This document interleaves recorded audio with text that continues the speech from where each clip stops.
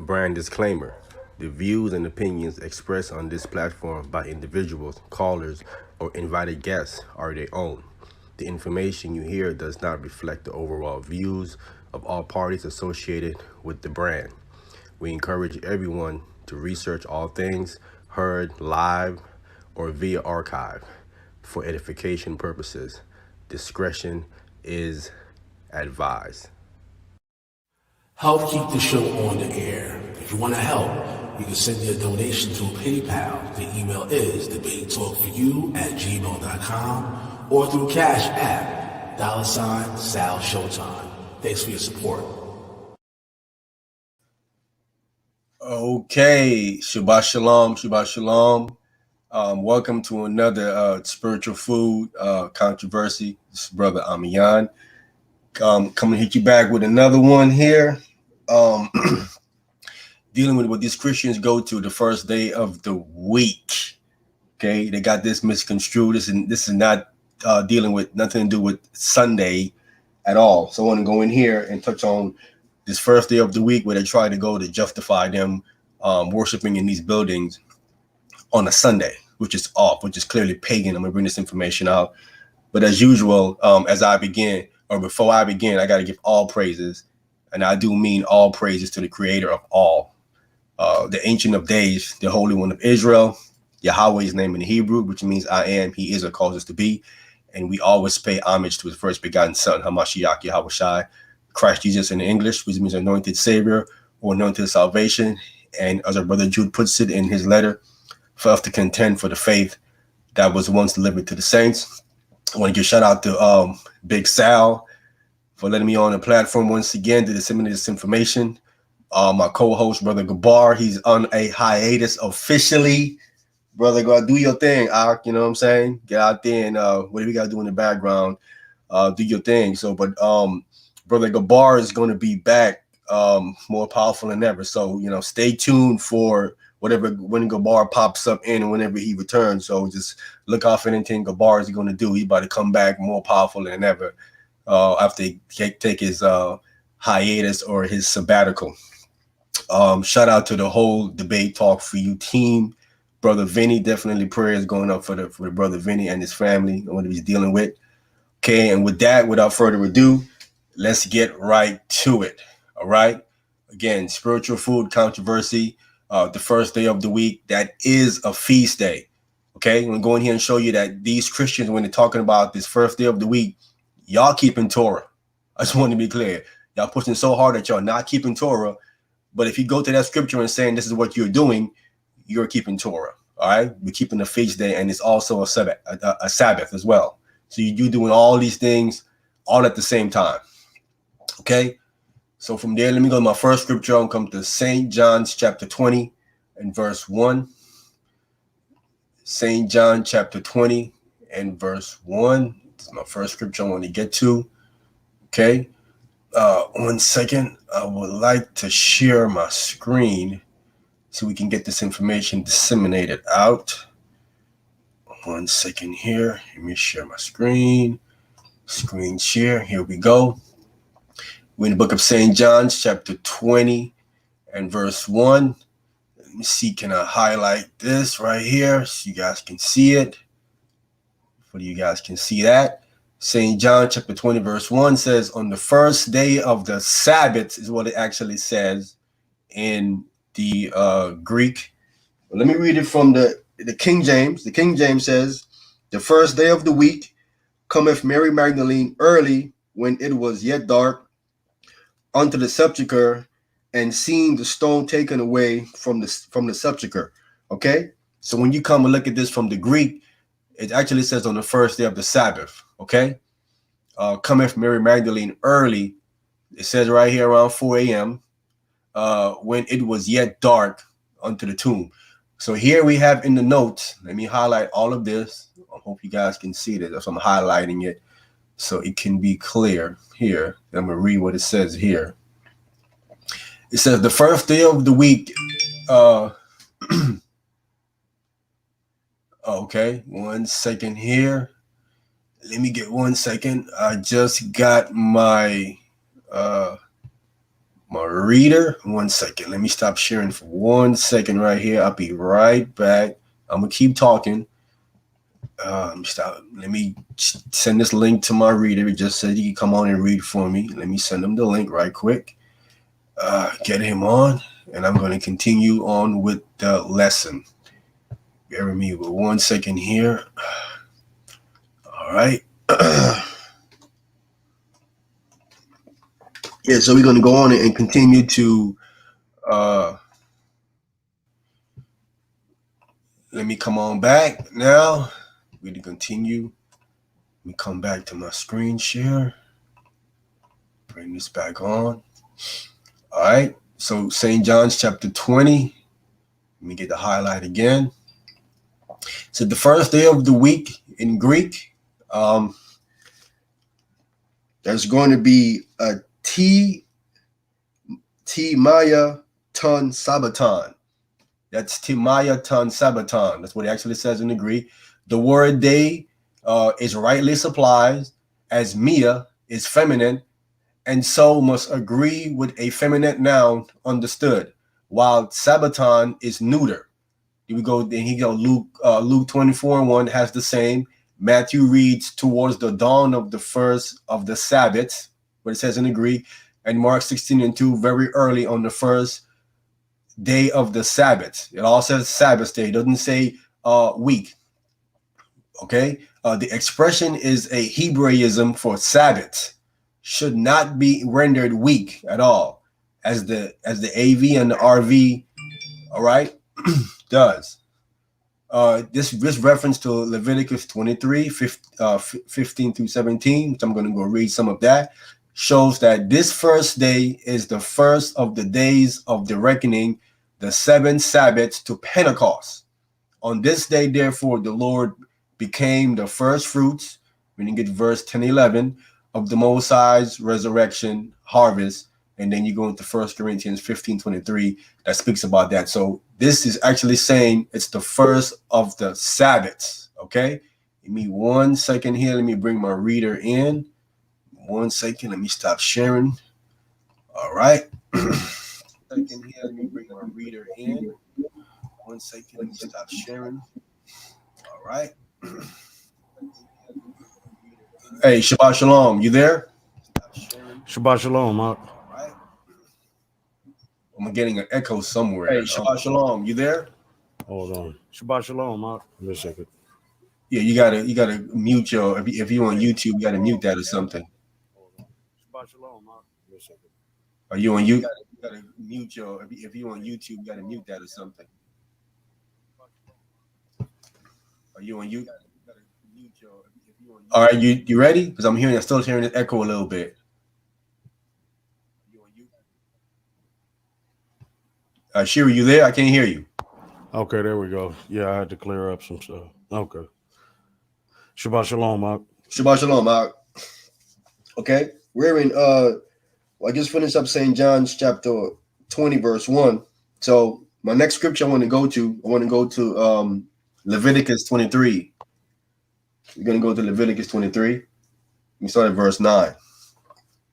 Okay. We're going to Leviticus, the 23rd chapter, and we're going to start at verse 9. So I'm going to clear this up with this misunderstanding of the first day of the week, because they try to go to Acts and then try to go to 1 Corinthians. And this is showing that the Corinthians, Paul and them, kept Torah, kept the feast days. Okay.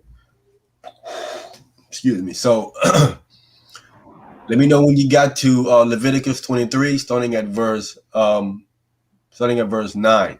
Gone. Okay, go ahead. Leviticus 23, verse 9. And the Lord spake unto Moses, saying, Go ahead.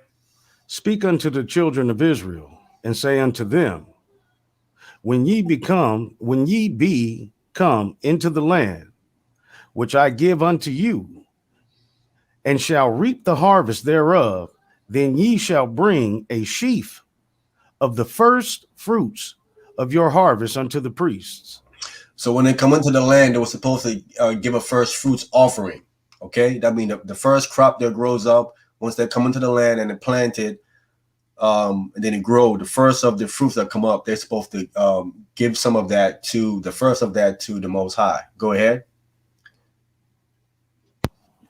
And he shall wave the sheaf before the Lord to be accepted for you.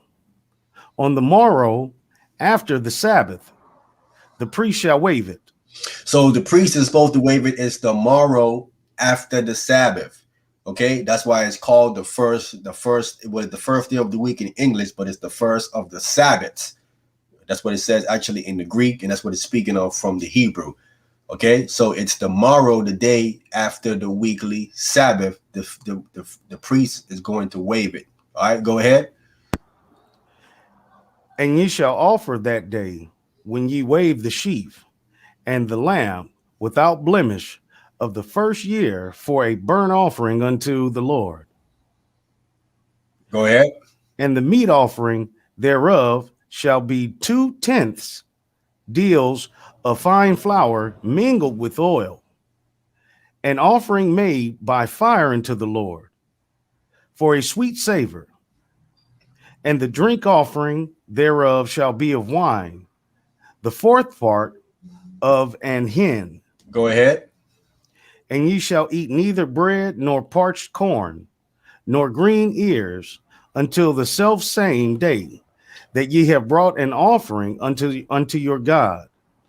It shall be a statute forever throughout your generations in all your dwellings. So we see this as a statute forever in all our dwellings. It doesn't matter where we are, where we in the land or out the land. Once we have the temple and the priesthood in place, this was what the priest would be doing. This part of it here, offering this offering, that would be the priest's job. Okay. Now we're going to come on back down to this first day of the week, commandment from the Lord. Go ahead. Verse 15. And ye shall count unto you from the morrow after the Sabbath, from the day that ye brought the sheaf that ye brought the sheaf of the wave offering. 7 Sabbaths shall be complete. All right. So in the time of the Messiah that we just read there in St. John chapter 20, the Messiah died on a Wednesday. There is no other day that can fit all of the information or the math that's there. It have to have been on a Wednesday that he had died, and he arose on the Sabbath, right before sundown, and then the woman came. It says they're the first of the Sabbath.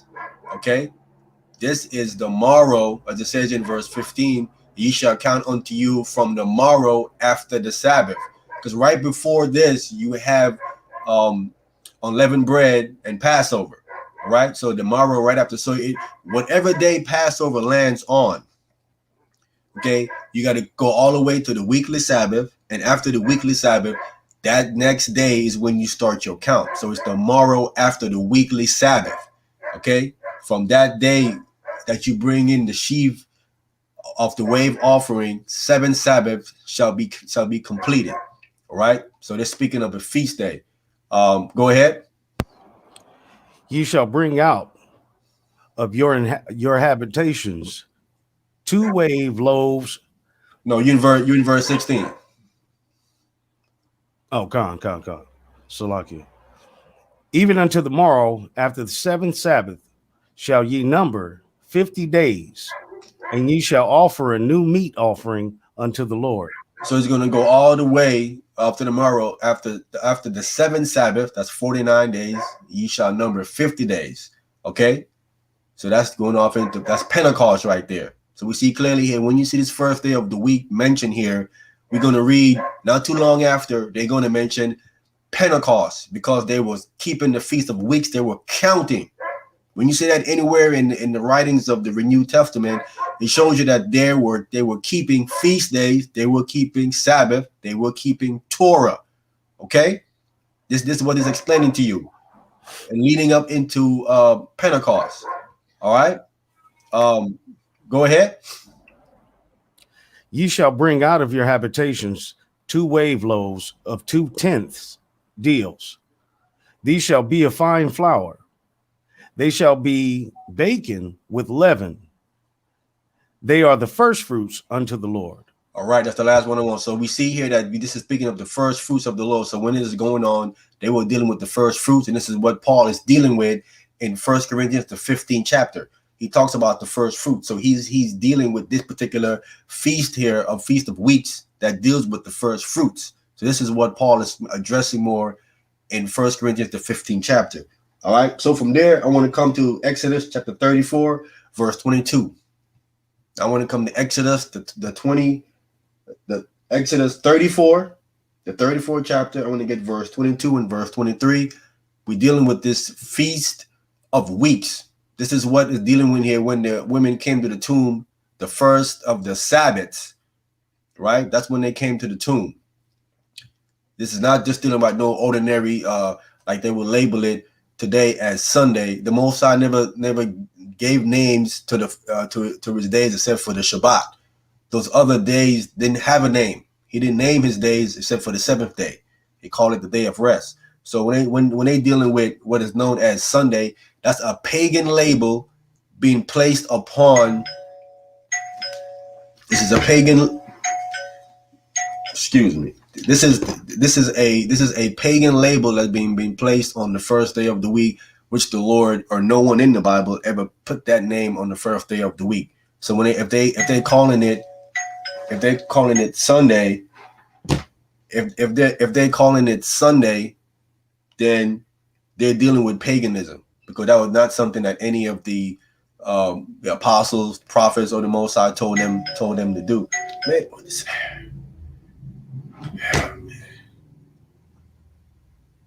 it's crazy, man. Let's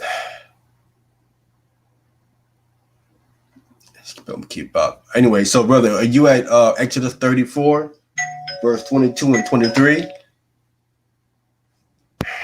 God. Exodus 34, verse 23. Hey, can you, brother? Excuse me. Can you hold for 1 second, brother? God. Give me one. Hey, can you just talk for a minute, man? I'll be right back. Can you do that for me real quick? God. All right. All right. Getting it locked down. I see Hasatan is busy tonight, trying to keep the word from going for him. That's what he do. Trying to knock us off our rocker, try to keep us from getting that spiritual food, that good edification. But we're going to get it settled. We ain't going to let him have no victories tonight. All praises.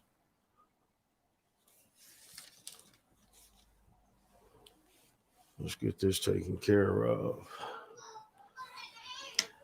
Everybody active tonight.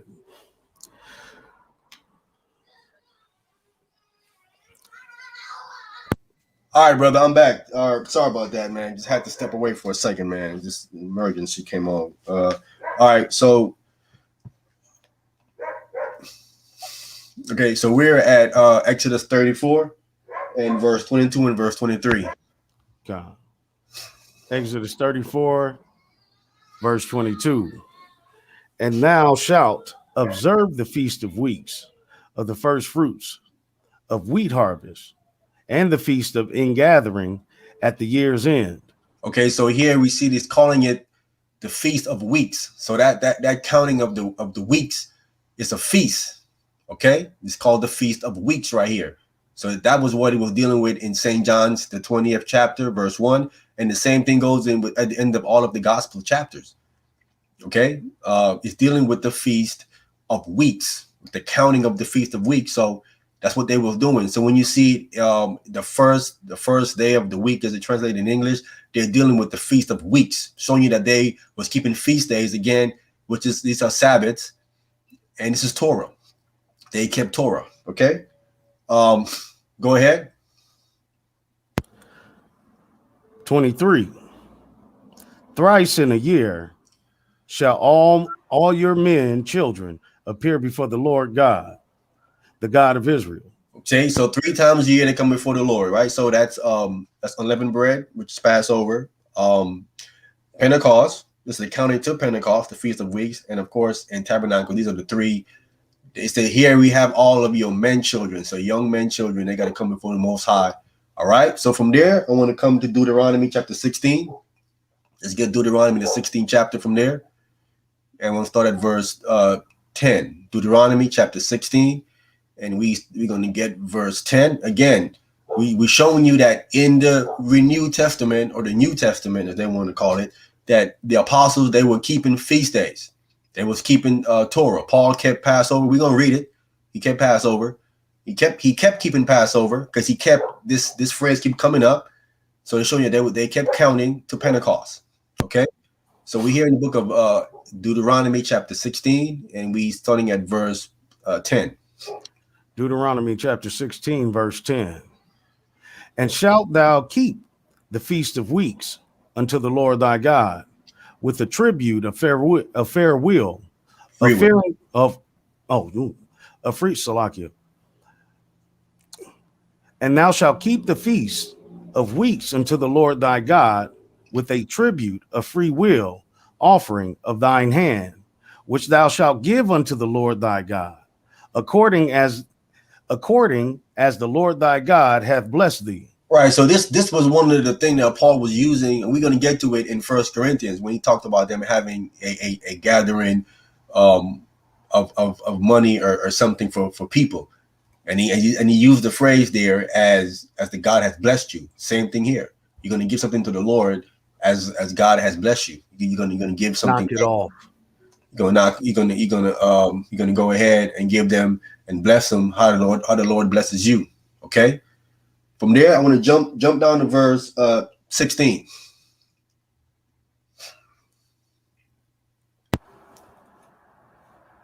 Verse 16.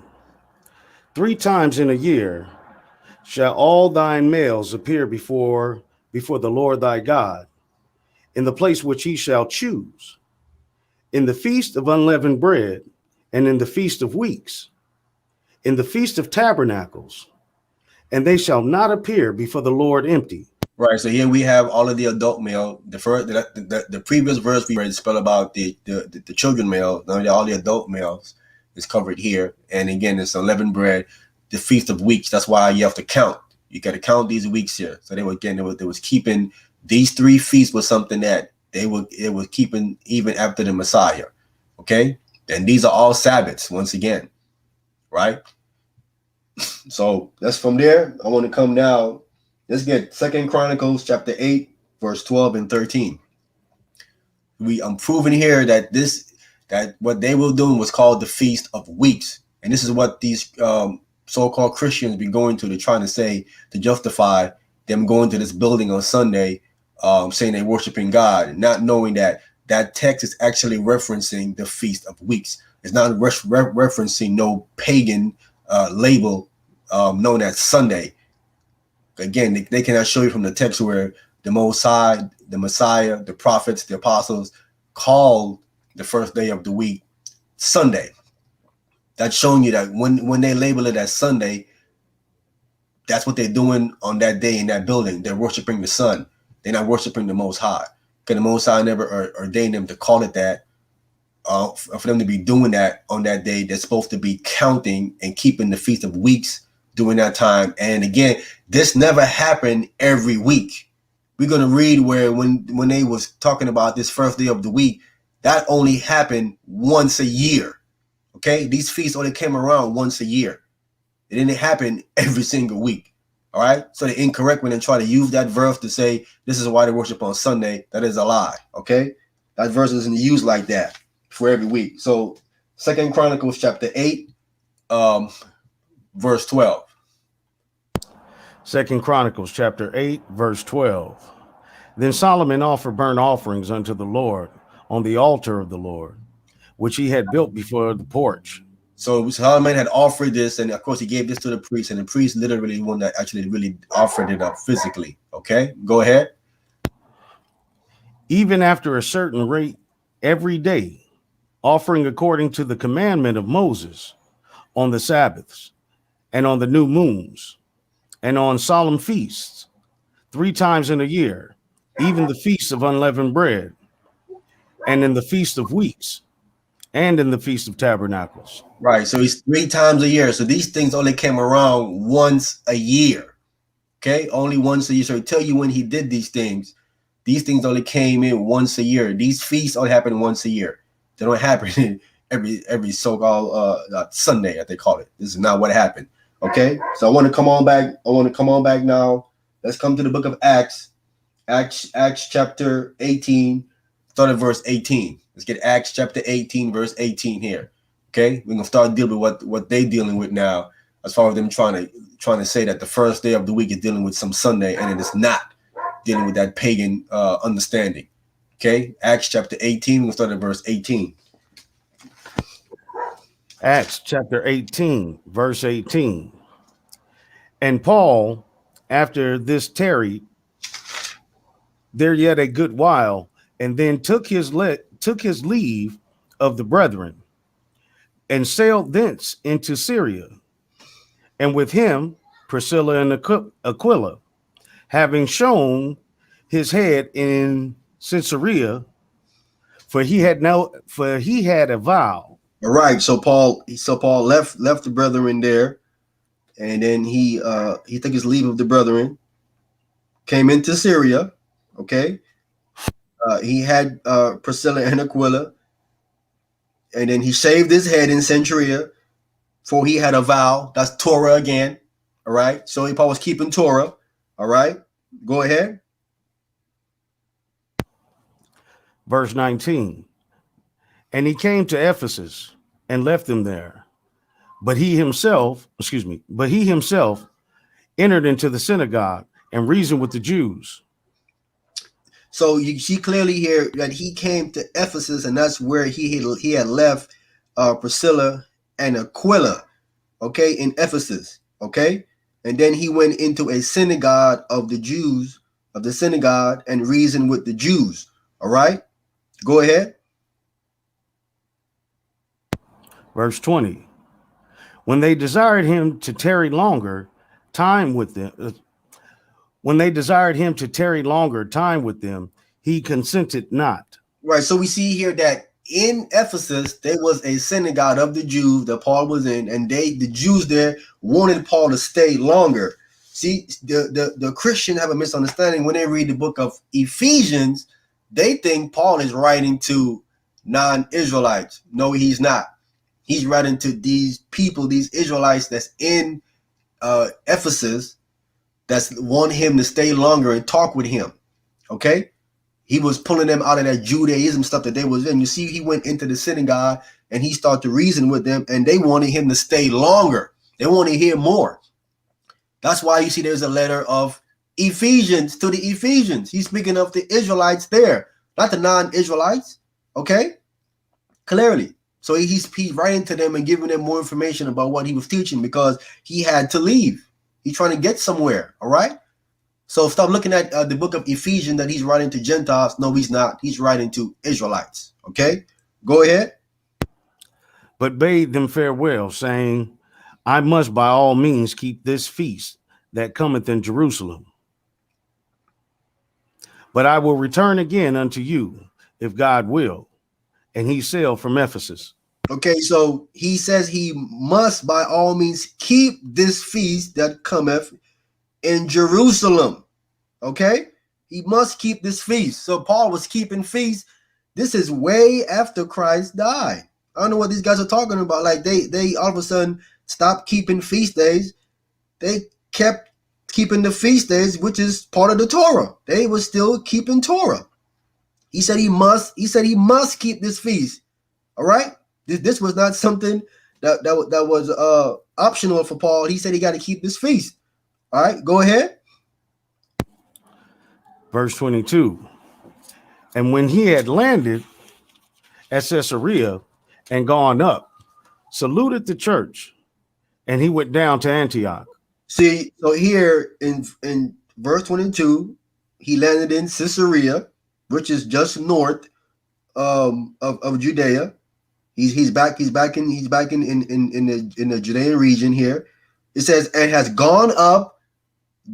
This is him going to Jerusalem. Going up is talking about going to Jerusalem. So he's going to Jerusalem to keep the feast. All right. He's going to go keep the feast there in Jerusalem. Now I want to prove that going up is talking about going to Jerusalem. I want to let me get St. John chapter 7, verse 10 real quick. St. John chapter 7, verse 10 to prove that gone up is speaking of going to Jerusalem, and it was about keeping the feast. Right here in the book of St. John's chapter 7, verse 10 tells us this. So if you got it, brother, you can go ahead and read it. St. John's chapter 7, verse 10. But when his brethren were gone up, then went he also up unto the feast, not openly, but as it were in secret.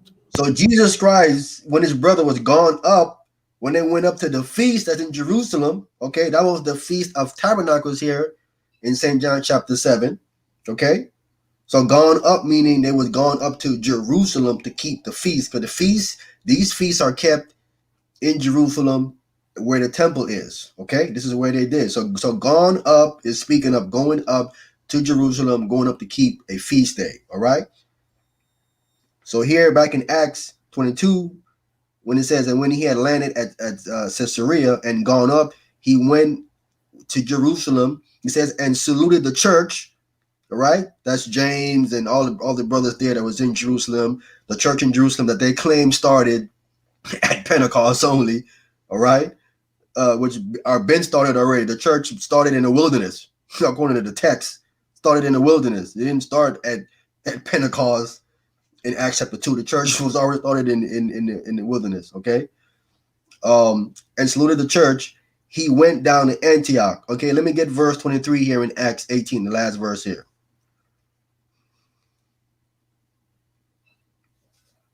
Acts 18, verse 23.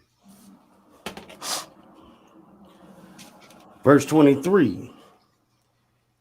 If a man on the Sabbath day. Wait, Acts 18. Acts 18. Yeah, Acts 18. Yeah, Acts chapter 18, verse 23, my last verse. Then I'm going to go on to these other verses they try to use to say the first day of the week is speaking of some pagan labeling that they label as Sunday, which is the worship of the sun. All right, brother, you got Acts 18, verse 23? God. Acts 18, verse 23. And after he had spent some time there, he departed and went over all the country of Galatia and Phrygia in order strengthening all the disciples. So he was traveling around to these different places and strengthening the disciples in the faith, right? So he went to Galatia and Phrygia, all right? So we have a letter to the Galatians, which is speaking of dispersed Israelites, which can be proven easily, all right? From there, I want to come to Acts chapter 20, start at verse 6. Acts chapter 20, so Acts 20, verse 6. So we see clearly here, Paul kept the feast day, and he says he must keep the feast day, all right? So Paul is still looking at it as I have to keep Torah. So Paul kept Torah afterwards. So I don't know how this Christian is going to refute that, all right? Y'all ain't keeping Torah. Y'all in violation of what the apostles and they was doing, especially your main go-to man, Paul. Your main go-to man was keeping feast days, all right, and Torah, all right, after the Messiah died and ascended up. I don't know how I could get around that. Okay, so Acts chapter 20, let me start at verse 6. Acts chapter 20, verse 6. And we sailed away from Philippi after the days of unleavened bread, and came unto them to Troas in 5 days, where we abode 7 days. Okay, so here, now see, people don't understand context of when they read certain verses. They don't understand what is be called as trigger phrases or trigger words, okay? They don't understand these things and get into the context of the verse of what it is actually talking about, and they get thrown off because the translators, they're not paying attention to what they're translating. They're just translating something and understand what they're translating. So when they came here to this English word after, it says, and we sailed away from Philippi after is clearly mistranslated. This Greek word meta is not after right here. This is behind or at the back. This is what this word, it have to be dealing with. All right. I'm going to explain it. I'm going to read down and we're going to explain it how it have to be speaking of behind or at the back or in pursuit or quest of. This is what this word has to be meaning when he's using it here according to the context of these verses here. Okay. And we sailed away from Philippi behind or at the back of the days of unleavened bread. So they came there and it was leading up to unleavened bread. Unleavened bread has not happened yet. It isn't after unleavened bread. This is behind or before unleavened bread. Okay. It says, and came unto them to Taurus in 5 days, and we abode 7 days. Okay. Go ahead, brother. And upon the first day of the week, when the disciples came together to break bread, Paul preached unto them, ready to depart on the morrow, and continued his speech until midnight. So now verse 7 says, upon the first day of the week. We know from St. John's chapter 20, verse 1, this is right after the weekly Sabbath. Okay? This is right after the weekly Sabbath, depending on when unleavened bread landed. Whenever unleavened bread landed, so you have a 7-day span when unleavened bread could land. If it landed on a Sunday, a so-called Sunday, pagan name, okay, then you have to wait until that weekly Sabbath, and then that following day after the weekly Sabbath, that would be considered the first day of the week, or accurately the first of the Sabbath, the Feast of Weeks. So if he's saying here upon the first day of the week or the first of the Sabbath, then we know 7 days prior in there, you have to have had a unleavened bread, a Passover. So 7 days in between this, upon this day happening, you have to have had a Passover unleavened bread happening. Because in verse 6, we have a 5 days, and it came unto them to Taurus in 5 days. It says where we abode 7 days. All right. So you got 5 and 7 here. That's 12. So the only way verse 6 would make any sense is if this English word after cannot mean after, because it can't be after unleavened bread. Because if it's after unleavened bread and they had went to Taurus in 5 days and then they abode 7 days, they would have been all the way past the first of the first day of the week or the first of the Sabbath. They would have been past it already. But verse 7 is saying upon the first day of the Sabbath. Okay? So again, in verse 6, this English word after, which is the Greek word meta, would have to be speaking of behind or at the back of the days of unleavened bread. And then they kept unleavened bread, right? They kept unleavened bread. Right? Then they went on to Taurus in 5 days, where they abode 7 days. Okay? And then upon the first of the week, or the counting of the Feast of Weeks, is when the disciples came together and they break bread. Okay? That's how this would have to have been. According to the context that's here. This is how it should have been translated accurately. And according to the chronology that I have done, I ain't going to get into that. This Passover here, this unleavened bread here, this is all the way in AD 57. This is AD 57 here. Okay? So they're still keeping Passover unleavened bread all the way in AD 57 according to the chronology count. For those that do chronology, I know most people don't do chronology, but I do chronology count. And this is AD 57 here. They're still keeping unleavened bread, and they're still counting the Feast of Weeks. Okay? So we have that there. So we clear on that. All right? We're going to see now clearly. I want to jump down. So we have Passover, which is unleavened bread. We have the counting of the weeks. I want to jump down to verse 16. Acts chapter 20.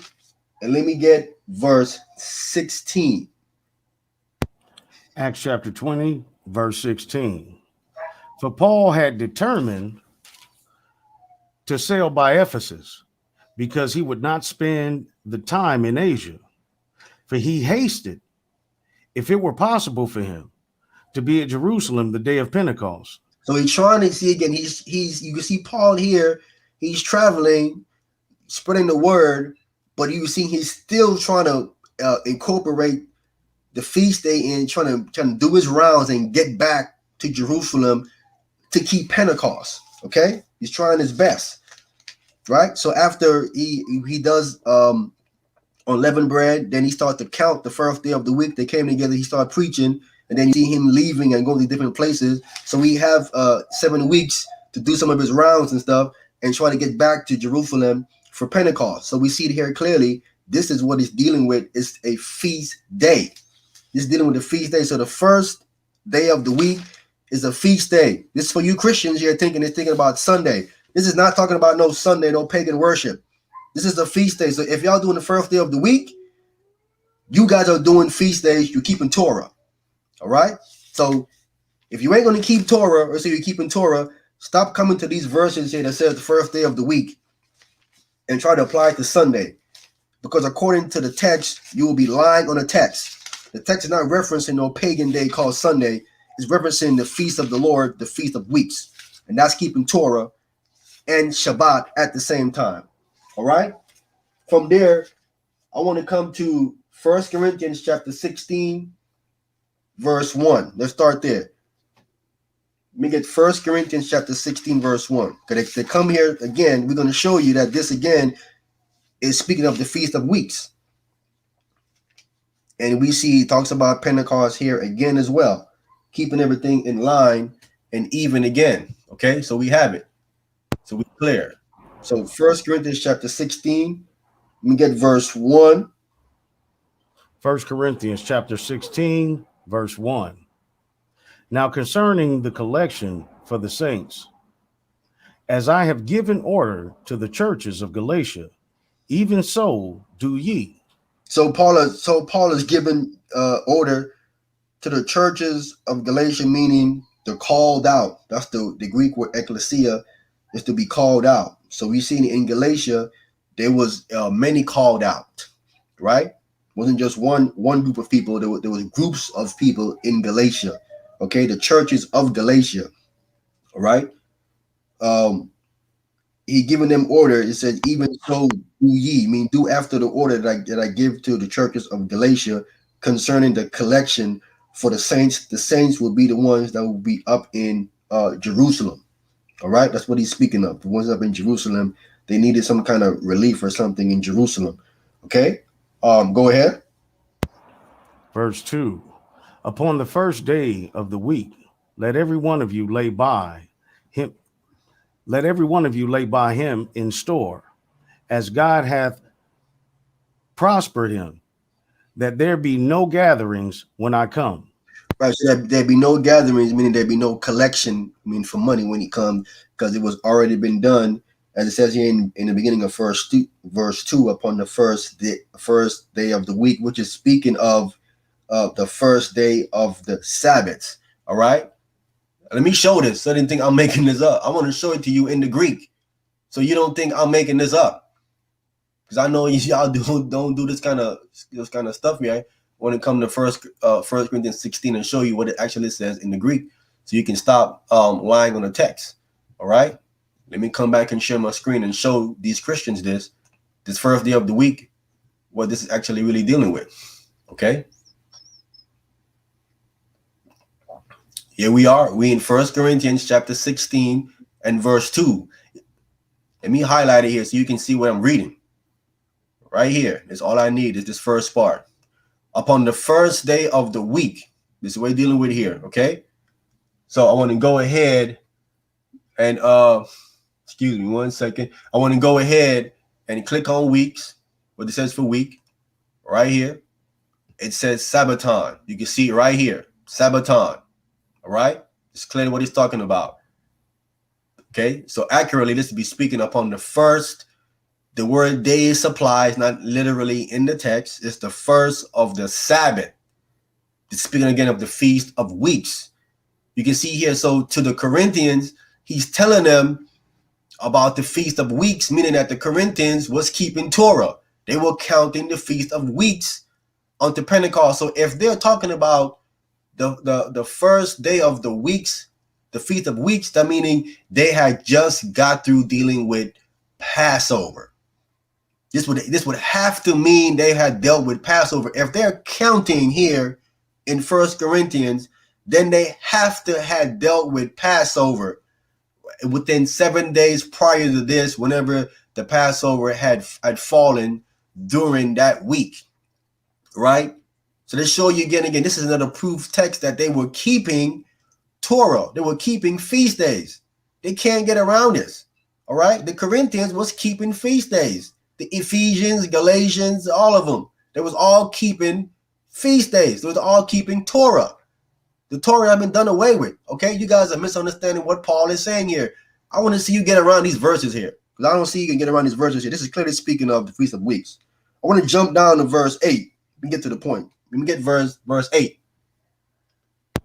1 Corinthians chapter 16, verse 8.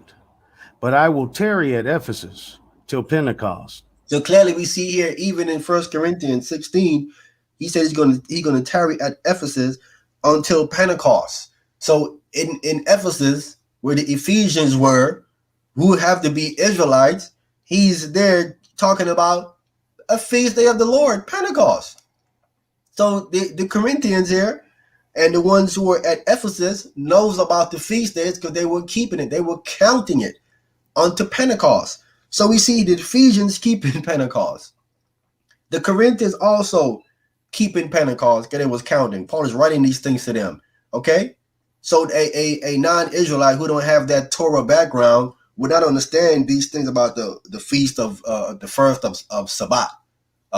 They will know what that stuff mean. But those that have a Torah background, or that is their background, being dispersed abroad, they would understand these different things here, that this stuff belongs to their forefathers. That's why Paul is bringing these things to them. He wouldn't bring these things to them, and they're completely not in their forefathers' things of doing in the past. So he's bringing this stuff to them that your forefathers would do these things, and they're familiar with these things, okay? So that's why he's bringing these things up. That you need to come back to Torah, come back to the feast days, come back keeping the Sabbath. This is what Paul was teaching them when he went out. This stuff here is, again, it's just irrefutable. Let me stop sharing my screen right quick. So we see right there, Christians, you guys are just dead in the water. Please stop coming here to 1 Corinthians chapter 16, verse 1 and 2, saying the first day of the week, speaking of Sunday. No, it is not. God never named his days that he made except for the Shabbat. The other one didn't have no name. They don't name them no Sunday, Monday, Tuesday, all that pagan nonsense. So Christians love to call what they're doing on the first day of the week, they label it as Sunday. That's because y'all worshiping the sun. You're worshiping the Most High. The Most High commanded you on that day to be counting the Feast of Weeks. That's what you're supposed to be doing according to God. That's what Paul was doing. Again, Corinthians and Ephesians was doing. You guys cannot get around these things right here. All right. So we see they would try to say that how well Paul was, he was in Ephesus and he got to keep this stuff in Jerusalem and all that other stuff. Yeah, Paul did keep some of those things in Jerusalem. We read where he went to Jerusalem and he kept the feast there in Jerusalem. And he talked about he's going to get back around to Jerusalem to keep Pentecost. So he was always trying to get back to Jerusalem to keep the feast days. But sometimes he couldn't. And there was a provision made in the Torah that if you can't make it back, then you can just do it where you are. I want to come to the book of Deuteronomy. Let's get that in Deuteronomy chapter 12, verse 21. Let me get Deuteronomy chapter 12, verse 21. It talks about if the place is too far or you far out or somewhere away from it, what you can do. It's not an excuse for you to not keep Torah when provisions is here stipulated in the text. Deuteronomy, I think it's chapter 12 and verse 21. If you're there, go ahead and read Deuteronomy chapter 12, verse 21. Deuteronomy chapter 12, verse 21. If the place which the Lord thy God hath chosen to put his name there be too far from thee. Okay, so if the place where God chose and put his name, that's Jerusalem. God put his name in Jerusalem. It's too far for you because Paul was traveling out different places, spreading the gospel again, which is the law and the prophets. if it's be too far from thee, go ahead. Then thou shalt kill of thy herd and that of thy flock, which the Lord hath given thee, as I have commanded thee, and thou shalt eat in thy gates whatsoever thy soul lusteth for, lusteth after. So where you shall do that in thy gates, whatsoever your soul left up after. So wherever you are, because the English word kill right here, okay, is going back into the Hebrew word zabak. It's in the Hebrew of verb stem qual, and it's to slaughter for sacrifice. And that's going back to the lamb. The lamb was said it was a slaughter, it was a lamb for sacrifice. Okay. And then you would pull out all of the inward parts and stuff like that, and you would just then eat the legs and stuff, but then you would burn the other pieces. You know what I'm saying? So that's what they would do individually in the houses when they were keeping Passover. But if it's too far for you, you can do it in the gates wherever you are. So that's what Paul was doing when he was out. When he couldn't make it back to Jerusalem, he would just go ahead and just do that because Paul kept Torah. Okay, this was what he would do when it come to Passover. He will still kill the lamb, drain out the blood and all that, like it says there in Exodus the 12th chapter, because he can do that. That isn't for the priest to do. He can do that. All right. And so Paul was still keeping it, even though he couldn't make it back to Jerusalem. Okay. And I think there is, and again, they talk about the first day of the week being the Lord's day. The first day of the week is not the Lord's day, as I just proven that the first day of the week is speaking of a feast day. Again, stop lying on the text and saying the first day of the week is the Lord's day. That is not the Lord's day. Okay. As a matter of fact, let's get that, brother, in the book of Revelation, chapter 1. Let me get the book of Revelation, chapter 1, so we can go ahead and crush that too as well.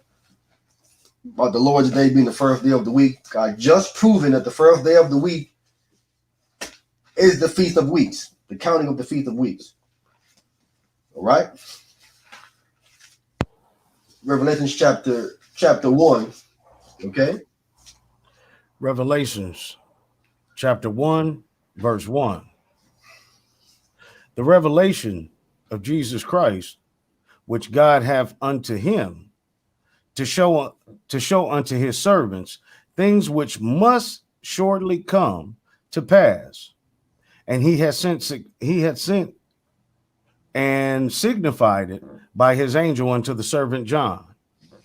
So this verse right here is another verse to show the so-called Christians the Messiah is not the Father.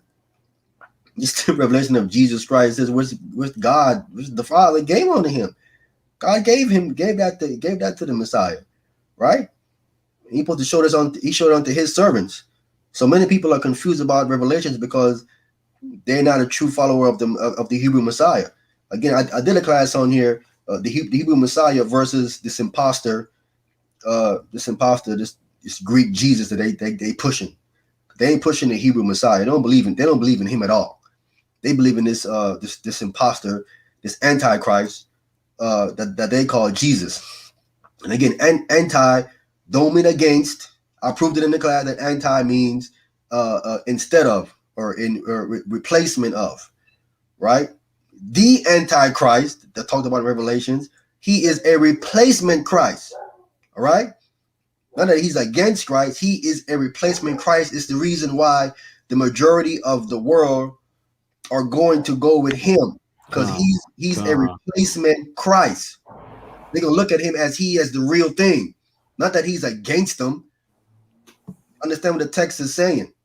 People understand what anti means in the first century. It might mean something different in our day, but in the first century, anti meant replacement or instead of. Okay. So again, this thing right here, this is a proof text that Christ was given this revelation. He didn't always have it. Okay, so in the so-called Trinity, don't no one give the other person something. They should all have everything equal. But this verse is clearly saying that he received the revelation. He didn't always have it. The Father gave it to him. All right. Go ahead, read on down. Verse 2. Who bear record of the word of God and of the testimony of Jesus Christ and of all things that he saw. So John the apostle, he bear record of the word of God, and that's found in his gospel. His gospel is him bearing record of the word of God because he speaks about the word of God. The first thing he says in this gospel is what? In the beginning was the word. So he's there bearing witness. This is what this is saying right here. He bear witness of the word of God and of the testimony of Jesus Christ, which is accurately Yahweh Shai Hamashiach, Messiah in Hebrew. It says, and of all things that he saw. He was there personally. He was the eyewitness to these things. John saw these things. Okay? Go ahead. Blessed is he that readeth, and they that hear the words of this prophecy, and keep those things which are written therein, for the time is at hand. But the time is near. The time is at hand. So if you want to be blessed, you need to be reading. And to read, to understand, you need to go ahead and apply your mind. Okay? Take your time and understand what you're reading. All right? So when you get off into this phrase, he that readeth, blessed is he that readeth. Okay, when you go off into this Greek words here, speaking of to know again by reading. Okay, this is what it's speaking of. To recognize again by reading. So it's showing you a repetition of reading. You got to read these things over and over and over and over and over and over again. And that's when you begin to start to understand what it is saying. You begin to get these phrases, these catchphrases or catchwords and different things for you to understand what the verse is talking about. If you don't read it over and over again, you're never going to catch what it is actually saying. Okay?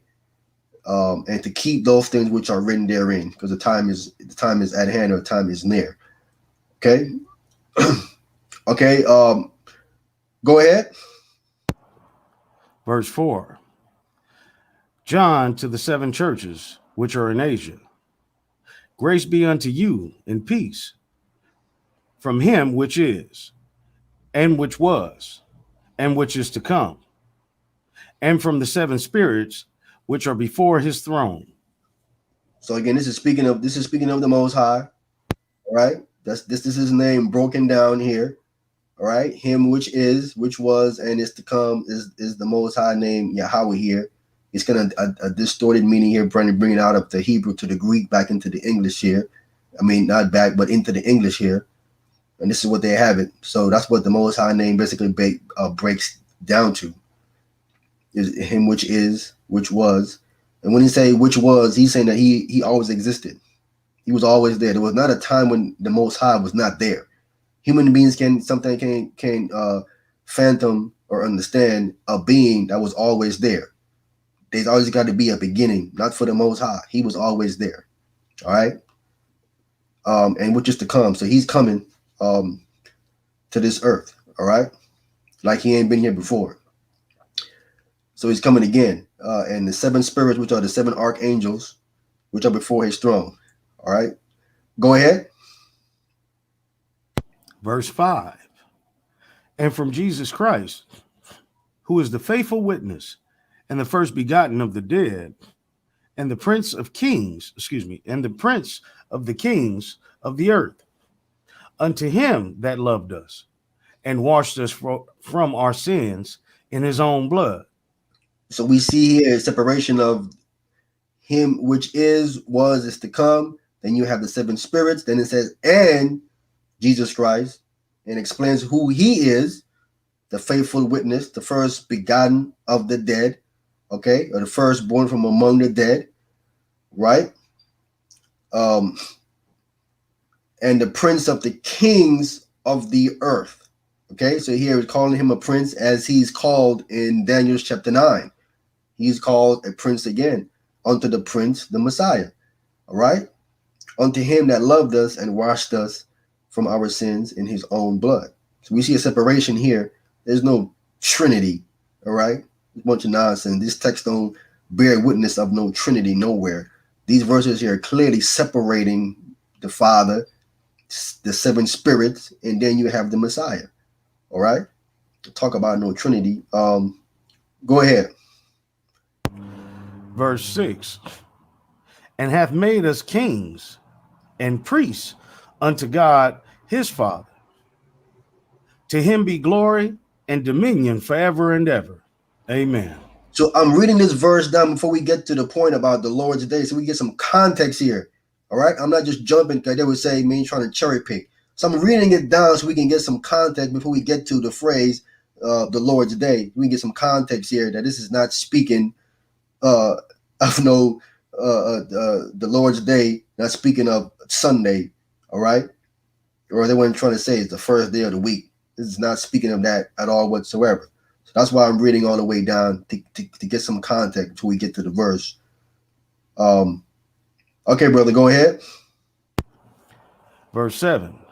Behold, he cometh with the clouds, and every eye shall see him, and they also which pierced him, and all the kindreds of the earth shall wail because of him. Even so, amen. So we see here he's coming with clouds. So these Christians love to they're trying to go to Matthew chapter 5 or 17, and when Christ talks about he come to fulfill, then they're going to try to say he fulfilled the law, and there was certain, and he's not done. He's not done. He clearly says one jot and one tittle, one passing the law till all be fulfilled. So he's still here. We're reading about him. He got to come back. He got to come back and do certain things. Okay? So he clearly ain't done yet. So if he ain't done, then the Torah is not done. All right? He's still fulfilling things even where he's at right now. There's certain things he's fulfilling. You know what I'm saying? Mm-hmm. So again, these are just other cut scriptures to show you that these Christians are not understanding this text at all. They're completely missing it because they not being led by the Spirit, clearly. Because if they was, they wouldn't miss these things. They can't be saying Christ fulfilled the law, and we're reading in the writings of the apostles that he got to come back and do this and still do this and do that. And then the law cannot be done away with because he ain't done yet. All right, so please stop saying this stuff. All right, you're making yourself look bad. Okay, brother, go ahead. Verse 8. I am Alpha and Omega, the beginning and the ending, saith the Lord, which is, and which was, and which is to come, the Almighty. So we clearly see here who is the Alpha. Man, this is Greek. Alpha and Omega is Greek. You know what I'm saying? It will be Aleph, Aleph Ta, Alap and Ta in Paleo Hebrew. Okay, or Aleph Ta. This is what it would originally have penned in the Hebrew. So we see who clearly that is. Okay, the beginning and the end. That's the Most High. Say of the Lord. That's the Most High's name there, and then it gets clearer, which is, and which was, and which is to come, the Almighty. We read the same verse. We read the same phrase here in verse 4, saying who it is, the separation. So when we see who the Alpha and Omega is, it's the Most High.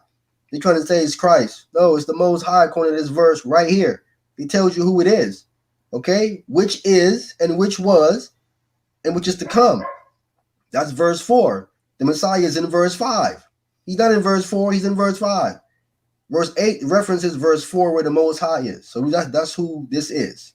All right? Okay, brother, go ahead. Verse 9. I, John, who also am your brother and companion in tribulation and in the kingdom and patience of Jesus Christ, was in the isle that is called Patmos for the word of God and for the testimony of Jesus Christ. So we see here that John was in tribulation. He says, I'm your brother and companion in tribulation. These Christians love to talk about this pre-tribulation nonsense. They don't want to go through nothing, bro. Hey, John right here said, I'm your companion in tribulation. I'm catching hell. I'm going through it. These Christians, they want everything to be just nice and all flowery and all good. They don't want to go through nothing. You talk about tribulation. Oh man, pre-tribulation rapture, but we're gonna be out of here before that happens. Yeah, y'all don't want to go through nothing, but yet the apostles in there, they constantly saying they going through it. They was catching it. And they was the one that were called Christians. So why they gotta go through it and not you? What makes you so special that you ain't got to go through nothing? That part right there. What's so special about you that you're gonna get whisked away and not these brothers? You know what I'm saying? Which is crazy. All right, now here we go to our verse, verse 10. Verse 10. I was in the spirit on the Lord's day, and heard behind me a great voice as of a trumpet. So we see here now on the Lord's day. Now they try to come here and say that the Lord's day, he said that the Lord's day is this pagan Sunday, which is hilarious. It make no sense at all. How can the Lord, first of all, how can the Lord's day have a pagan label on it as Sunday? That's a pagan label, all right? The text don't call it Sunday. Okay? It is called the first of the Sabbaths. That's what the text call it accurately. Accurately, that's what it's called. It's not called Sunday. Once you say Sunday out your mouth, you're dealing with paganism. You're dealing with sun worship. All right? That's why y'all in these buildings hopping around and jumping around and break dancing and flipping and doing all kind of nonsense in these buildings. Nothing to do with the Most High Christ and nothing with the apostles was teaching. Nothing to do with the gospel. None of that stuff is going on. There ain't no gospel going on in these buildings on Sundays. Absolutely none. Zero. There's a whole bunch of entertainment going on in there, all right? Bunch of half-naked women and men jumping around, saying a bunch of nonsense, okay? Had nothing to do with the gospel at all whatsoever. That ain't the gospel. You can show me one time where any of the apostles, Christ, the apostles, was jumping around, flipping around, doing all that nonsense y'all doing up in there. It ain't found nowhere in the text, all right? So the Lord's day has to be the Sabbath. That's the day that he called the rest day of the seventh day. Is the only day that he gave a name to, a label to, was the seventh day. That would have to be the Shabbat. And we're going to read it where he calls it my day. All right? And there's some try to argue this point, which is, people are just crazy. Let's get Isaiah 58 and 13. You can't argue this text, bro. Like, how are you going to say that the Shabbat is not the Lord's day?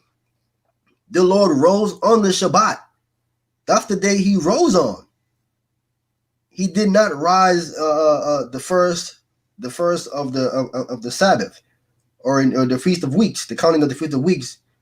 He rose on the Shabbat according to his own words. Okay?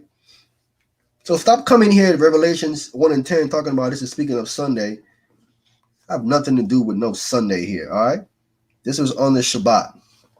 This was what he's saying he was in, and he started getting this information through the Spirit on the Lord's day. So we're going to come here and read it right quick in Isaiah 58. And we're going to shut it down. We're going to make this a real short class today. We ain't got to go too far. We'll make it real short. You know what I'm saying? Put the link in the chat. Anybody can come on, give their piece. And if not, we're going to shut it down because I have a big interview in the morning. I got to get this interview, get some sleep in. I got a big interview. I would say, don't miss this interview in the morning. All right. I have an ex-Jehovah Witness. He's going to go in there in detail for you their doctrine. This 1914 thing he's going to bring up about them claiming Christ came back in 1914. He's going to dive into that. Y'all do not miss that. He's going to go into them talking about they 144,000 because he was one of them. He's all the way in. Okay? This is not no third person looking in. He's in. All right? He's going to talk about this Michael being Christ thing. He's going to talk about all this blood transfusion thing that they got going on in there, molestation that's going on inside of the Jehovah Witness thing, why they calling the Most High Jehovah and acknowledging that there was no J in the English, but still using it. He gonna dive into that. You know what I'm saying? He gonna dive into this going to door-to-door stuff. All of that gonna come out. He gonna give you that pitch. He has the pitch down to a T. He gonna give you the pitch that they do when they go door to door. You can hear it for yourself. He got the pitch down. He's gonna go into the talk about the fear of leaving Jehovah Witness, stuff like that, and then he's gonna speak about what's good about there too. It isn't all bad. There's some good things in. He's gonna touch on some things that's also good in there as well. You know what I'm saying? So we don't want to just paint a broad negative brush of him, but he's gonna hit on the things why he left, and at the end of it, he's gonna hit on some stuff there that he respect of them doing as well. So tomorrow morning, taking over my brother co-host Gabar show till he come back. I'm going to interview his brother Marlo, who's an ex-Jehovah Witness, and now he's a Torah observer. All right. He's going to give you the transition of how he came out of that, Jehovah's Witness or Christian mind state, how he came into a mind state of observing Torah. So you can listen to what he's saying and you can help these other Christians out here to them to come out of that Christianity mind state and come into a Torah observant state. He's going to explain to you how he did it. You can probably use what he did, his techniques to show them, to help free them up from that Gentile, from that worldly mind state. Okay? So don't miss it in the morning. Isaiah chapter is it 58 verse 13? 58 verse 13. Yes, sir. You got it? Con. Isaiah chapter 58 verse 13. If thou turn away thy foot from the Sabbath, from doing thy pleasure on my holy day, and call the Sabbath a delight, the holy of the Lord honorable, and shalt honor him, not doing thy own ways, nor finding thy own pleasure, nor speaking thy own words. So clearly here, it's a dagger in the coffin. Turn away thy foot from the Sabbath, from doing thy pleasure on my holy day. Dagger. All right? We ain't got to go too far. You don't need no more exegesis on that. Just clearly, the Sabbath is the Most High's holy day. Right? People try to argue with their argumentation is just don't make no sense. It's not even logical. And for the most part, it's not even worth entertaining. Because they're making a whole bunch of illogical references and statements that have nothing to do with the text itself. All right, so with that, that's enough. I ain't got to Brown beat them no more. I clearly showed that the first day of the week had nothing to do with this pagan Sunday at all whatsoever. That it's the Feast of Weeks that they're referencing there, showing you they kept Torah, they kept feast days, and they kept Shabbat. Okay, they kept Pentecost. They kept unleavened bread, which is Passover, Pentecost, and Tabernacles. Okay. Let me put the link in the chat, man. Let me put the link out there. 1 second here. All right. I want to say shalom to everybody in the chat. Let me put the link in here. Anybody want to come on real quick? I'm going to wait about 5 minutes. Someone do not come on. I'm going to go close it out because I got to get some rest and be up for this. Got to be up for this interview with Marlo in the morning. Again, do not miss this interview. The link is in the chat. Anybody want to come on and either add to what I said, refute what I said, because I'm open to correction. I don't claim I know everything. I put forth my diligent studies to be scrutinized by anybody. Some people are scared to bring forth their information because they're afraid to be scrutinized by other people. I'm not afraid. I welcome the criticism or whatever it might be. You know what I'm saying? Yeah, people going to continue to talk in the chat, but they don't want to come on and let's talk about it live. So we can correct the misinformation. They're going to keep it in the echo chamber, but they want to bring it live because they're afraid. They're afraid to have their belief scrutinized in the open. To have people scrutinize what your belief system is or what you think the text is actually saying. They don't want to come on and have that done. So what they do, they stay in the echo chamber.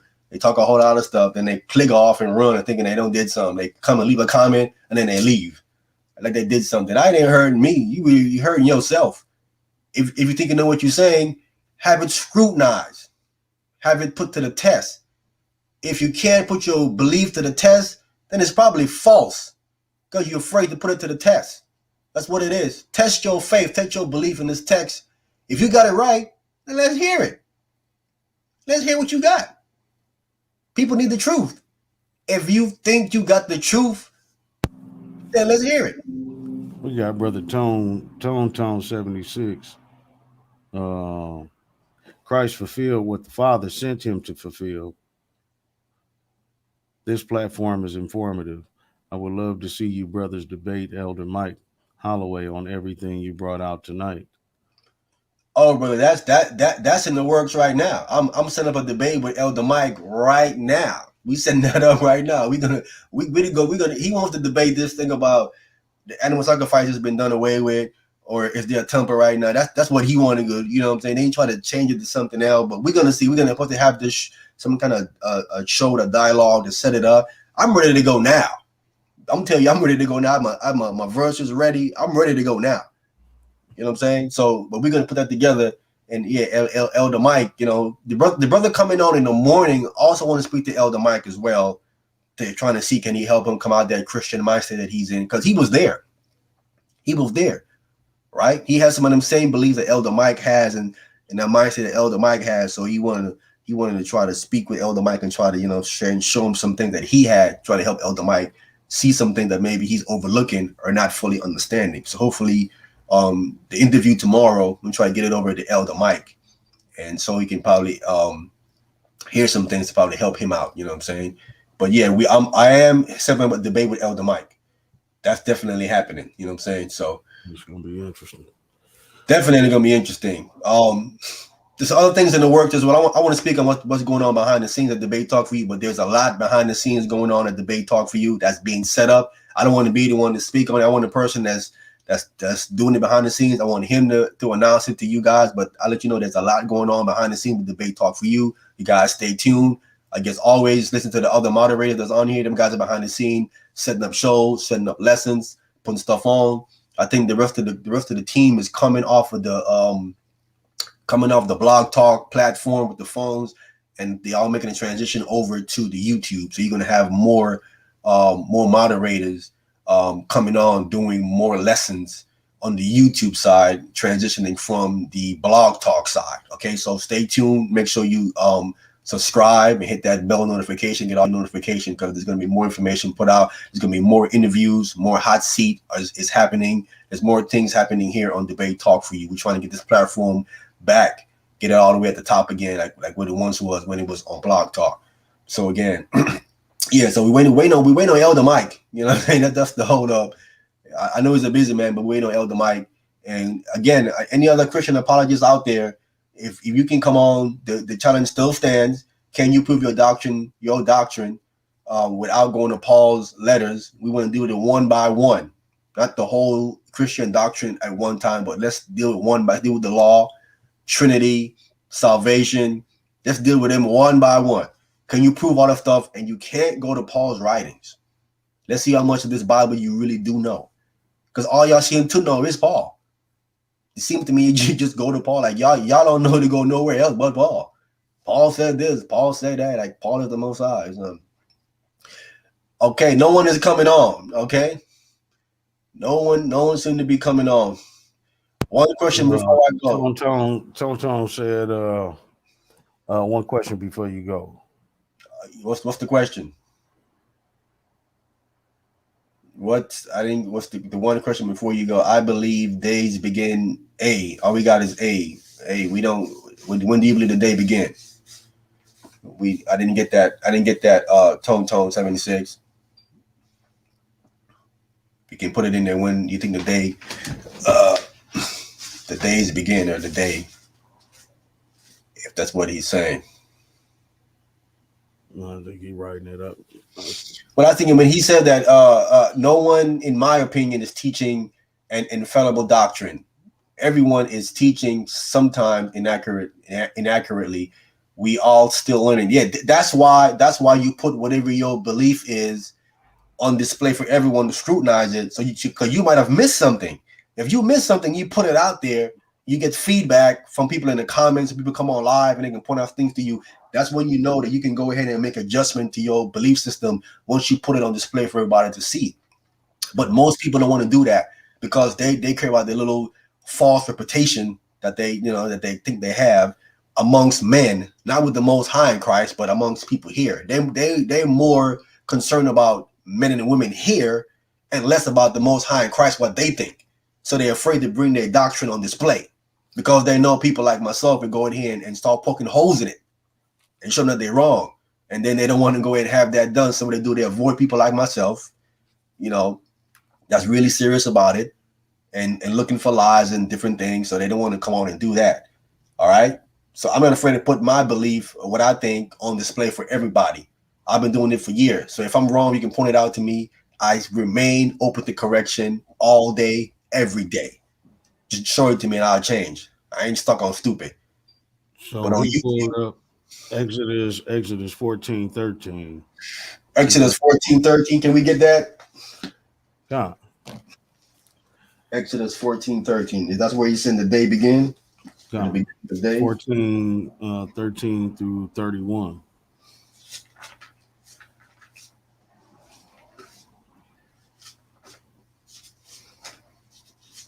He said he don't believe a day began at sunset.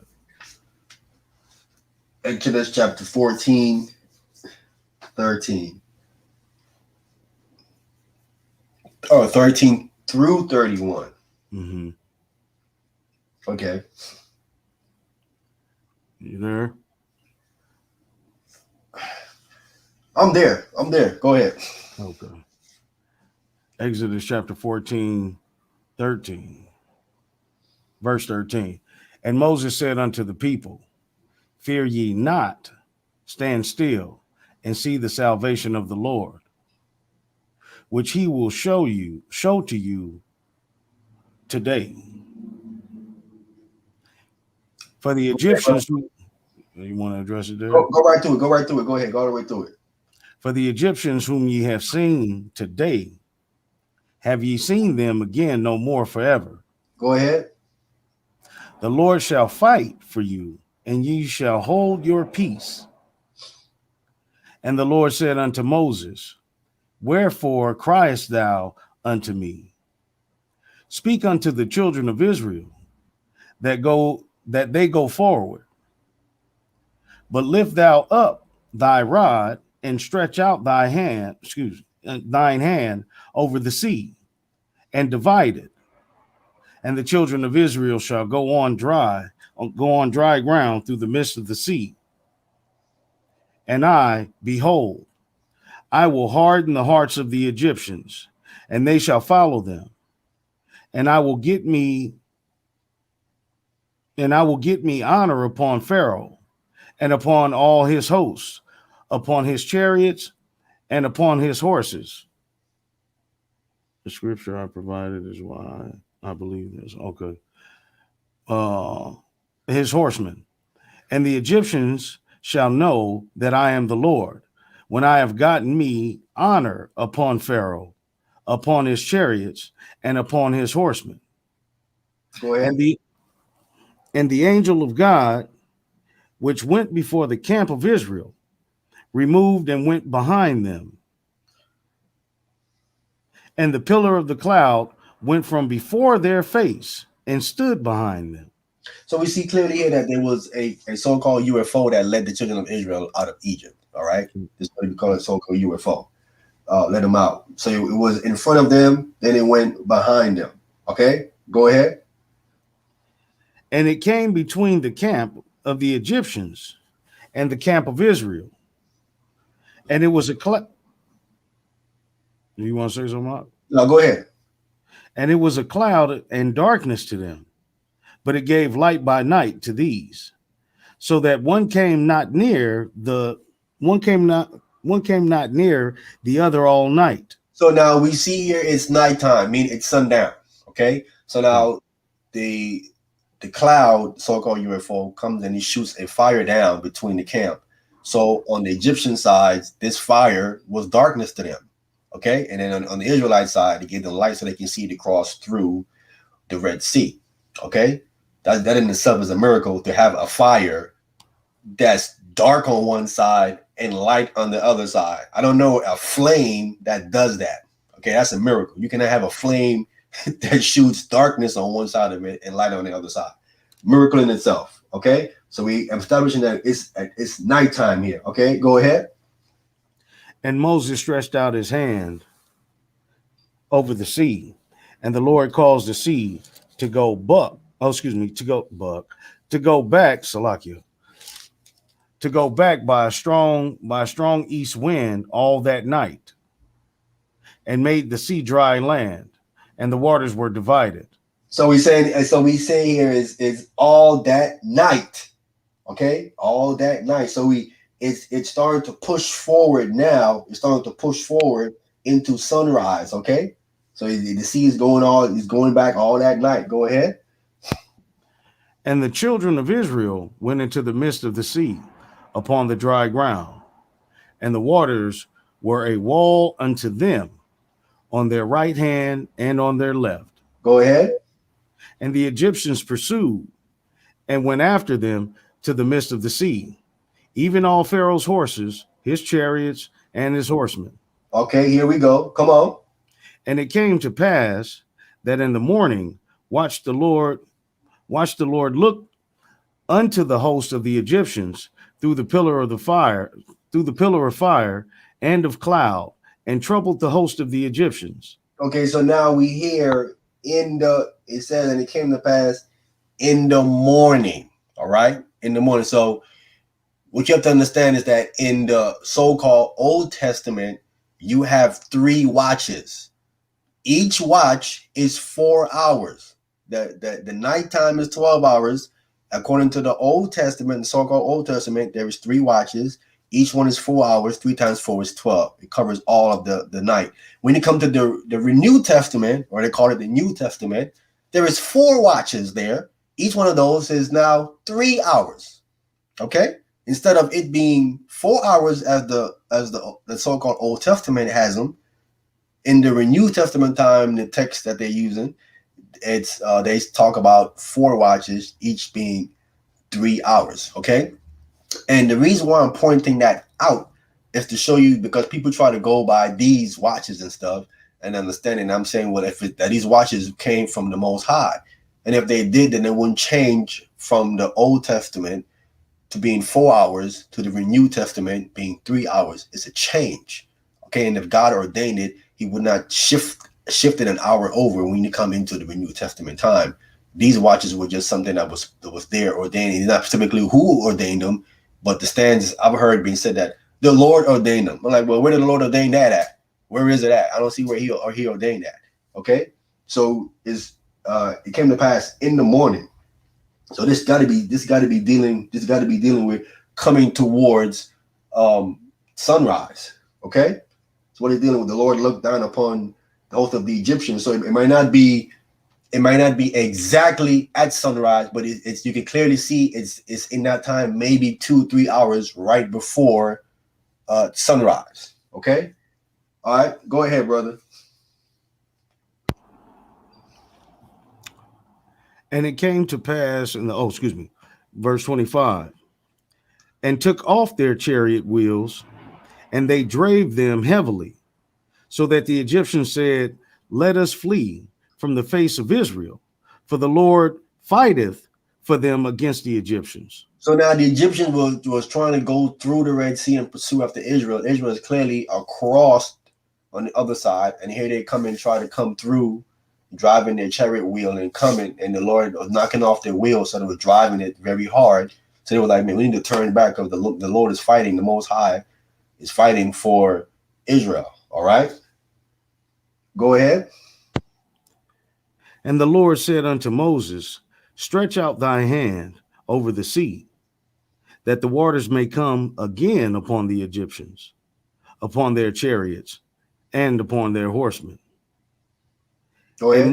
And Moses stretched forth his hand over the sea, and the sea returned to his strength when the morning appeared. He says, when the morning appeared. See, that's now you're talking about morning. Now he talks about when morning appeared. This is sunrise. Okay, this is sunrise now. Right? Go ahead. And the Egyptians fled against it, and the Lord overthrew the Egyptians in the midst of the sea.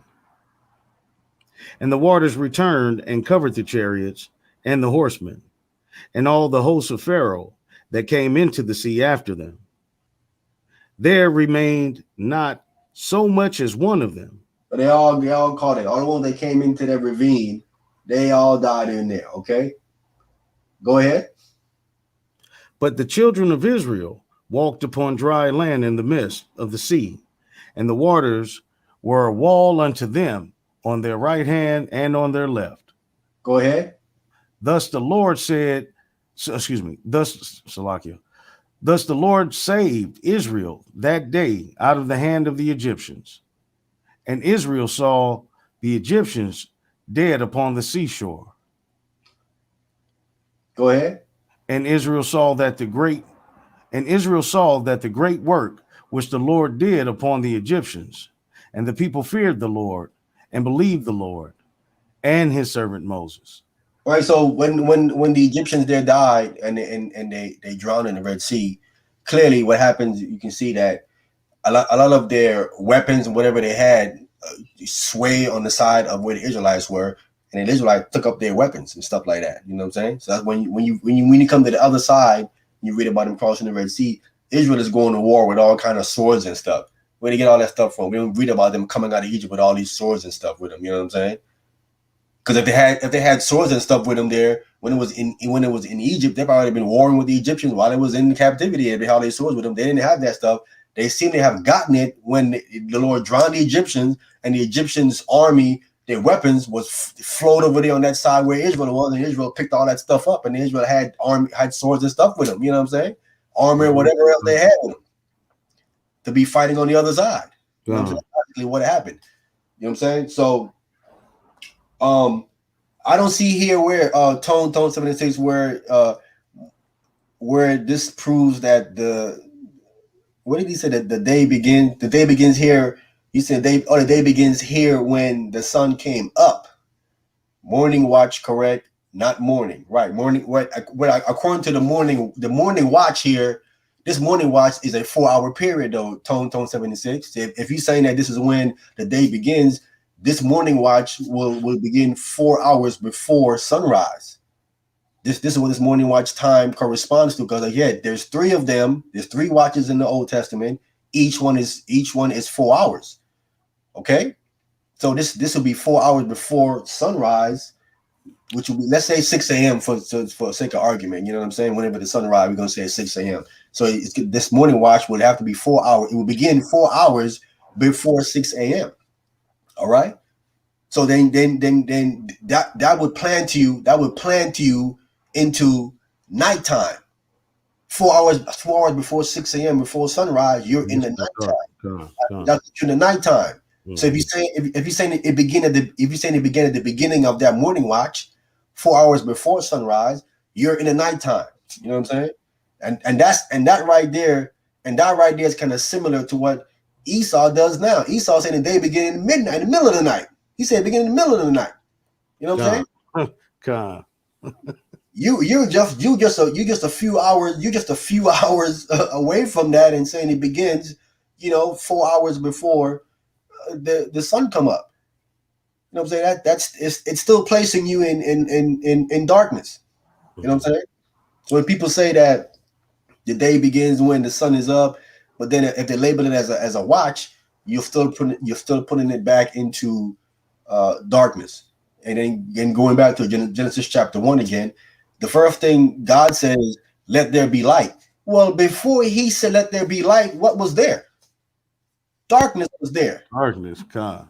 That's why He said, "Let there be light," because there was darkness. So the darkness precedes the light again, even in Genesis chapter 1. The darkness still came first, right? So that's why we saying that. Well, I believe, I believe that the day begins at sundown, according to the text. As I'm understanding it in Genesis and according to the different verses, it doesn't begin when the sun comes up. That's speaking of a 12-hour period, also called day, because the Bible talks about day. Day can be 12 hours or 24 hours, depending on the context that you read it in. Okay, so if you mean a 24-hour period, that's sundown to sundown. That's even the Bible calls it, which is sundown to sundown. And then sunrise, that's another day, 12-hour period. Mm-hmm. Do I have a number so I can call in? No, we live. We have a link. I'll put the link in the chat. Just click the link. I'll put it in there again. You can click the link. Tone, you can come on and explain whatever you want to explain real quick. I'll put the link back in here. The link is in the chat again. Just click the link. Tone 7 says you can come on and explain your position on the sunrise, on the sunrise beginning of the day. So there's a link right there. You know what I'm saying? So, I mean, as I studied it out, the day had to have begin at sunset. Sunset when the day begin, according to the verses I've seen in the Bible. And there's many places I can go to show that the simply put, we know that the new moon, the new moon, or accurately the renewed moon, brings in the beginning of the month, and the moon comes out at night, sundown. So if the new moon, or accurately the renewed moon, begins the month, that also will begin the day. That's the first day of the month. So that means that the first day of the month have to begin at night, because that's when the new moon brings in the new month, which brings in the first day of the new month, which would have to make every day in that month begin at night. Like common sense logic. You know what I'm saying? That just dips it in the butter right there real quick. Mm-hmm. I don't know how you can get around that right there. That's you can't get around. I don't know. But if you can, explain it to me. Yo, explain it to me. You can get around that. So I've heard someone even say that the month has begun, but the day hasn't yet. So which you saying that your month has begun already, but your day didn't begin until 12 months into the month. So 12 hours into the month is when your day actually begin, meaning your 24-hour period. How can 24-hour period begin 12 hours into the first day of the month? That's don't fit mathematically nowhere. If the month has begun, so has that first day of the month as well. You say you're trying to click it. I don't know how. I mean, if it ain't working, it ain't working. I don't know. We don't do the blog talk thing no more. We can call in. We just do the link thing. So I mean, I'll give it a little bit more for you to come on, and try to get it to work or come on. I don't know if you on your phone, you probably got to download. It should work with your browser. It should work with Chrome and Safari and whatever else is. Yeah, it took me a little minute to get on. Yeah, you ever download something to your phone for it to come on through your phone, or no? Or just you did? Yep. Download. I did. But I mean, yeah, but the first time we started doing them. Okay, you downloaded what to your phone? Well, I downloaded the StreamYard. What, the app? Mm-hmm. There's a StreamYard app? From where? Were you down from the internet, or you down from the Google? No, from the Play Store. The Play Store. Mm-hmm. Because I don't know if there's one in the Apple Store, in the App Store in Apple. Mm-hmm. I thought you just click it and it can just go to your browser and you just click it from there. So hey, so Tone 76, if you have a Samsung phone, you got to go to the Play Store and get that StreamYard app and come on and download that, and then and click the link, and that should let you on. If you have an iPhone, it should just click you on automatically through Safari or Chrome. It should automatically bring you on. You should put the link on. Just verify your audio, and you'll get your camera, and then scroll to the bottom. You should be able to come on. So again, I'll wait a few for you to try to make that work. If not, we can definitely schedule a dialogue on that. You know what I'm saying? Just you can leave me your email, something where I can reach you. Phone acting up. Yeah, if you leave me your email, I'll take it down. I'll email you, and we can try to behind the scenes try to make it work, and then bring you on. I could bring you on another. I could bring you on Spiritual Food, Bridging the Gap segment. Where you can discuss. We can talk about it and show me how you seen the day begins when the sun come up, and not when the sun go down. We can definitely do that. You know what I'm saying? It's all about exchanging information and putting your belief under scrutiny, because again, you could be wrong. People out here thinking that they're afraid to put their information under scrutiny because they're afraid to be corrected. This is their problem. You know what I'm saying? They quick to say you're wrong, but then when you say, well, show me what you got and display to me how you come to that conclusion, and they don't want to do that because they're afraid that someone will correct them. They look bad in public. So it's all about them trying to say you wrong and then run.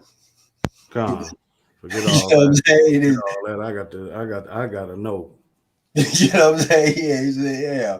Ahmayan, you wrong, you prideful, you this, you that, you all of that. You know what I'm saying? I'm constantly saying, correct me if I'm wrong then. I'm constantly saying it. You know what I'm saying? Almost every show I say it. You know, like show me what you got. You know, I'm not running from the truth, bro. I came in for the truth. Why would I run from it now? You know what I'm saying? Because I'm worried about what people think about me. I'm worried about the Most High Christ think about me. That's where my mind is.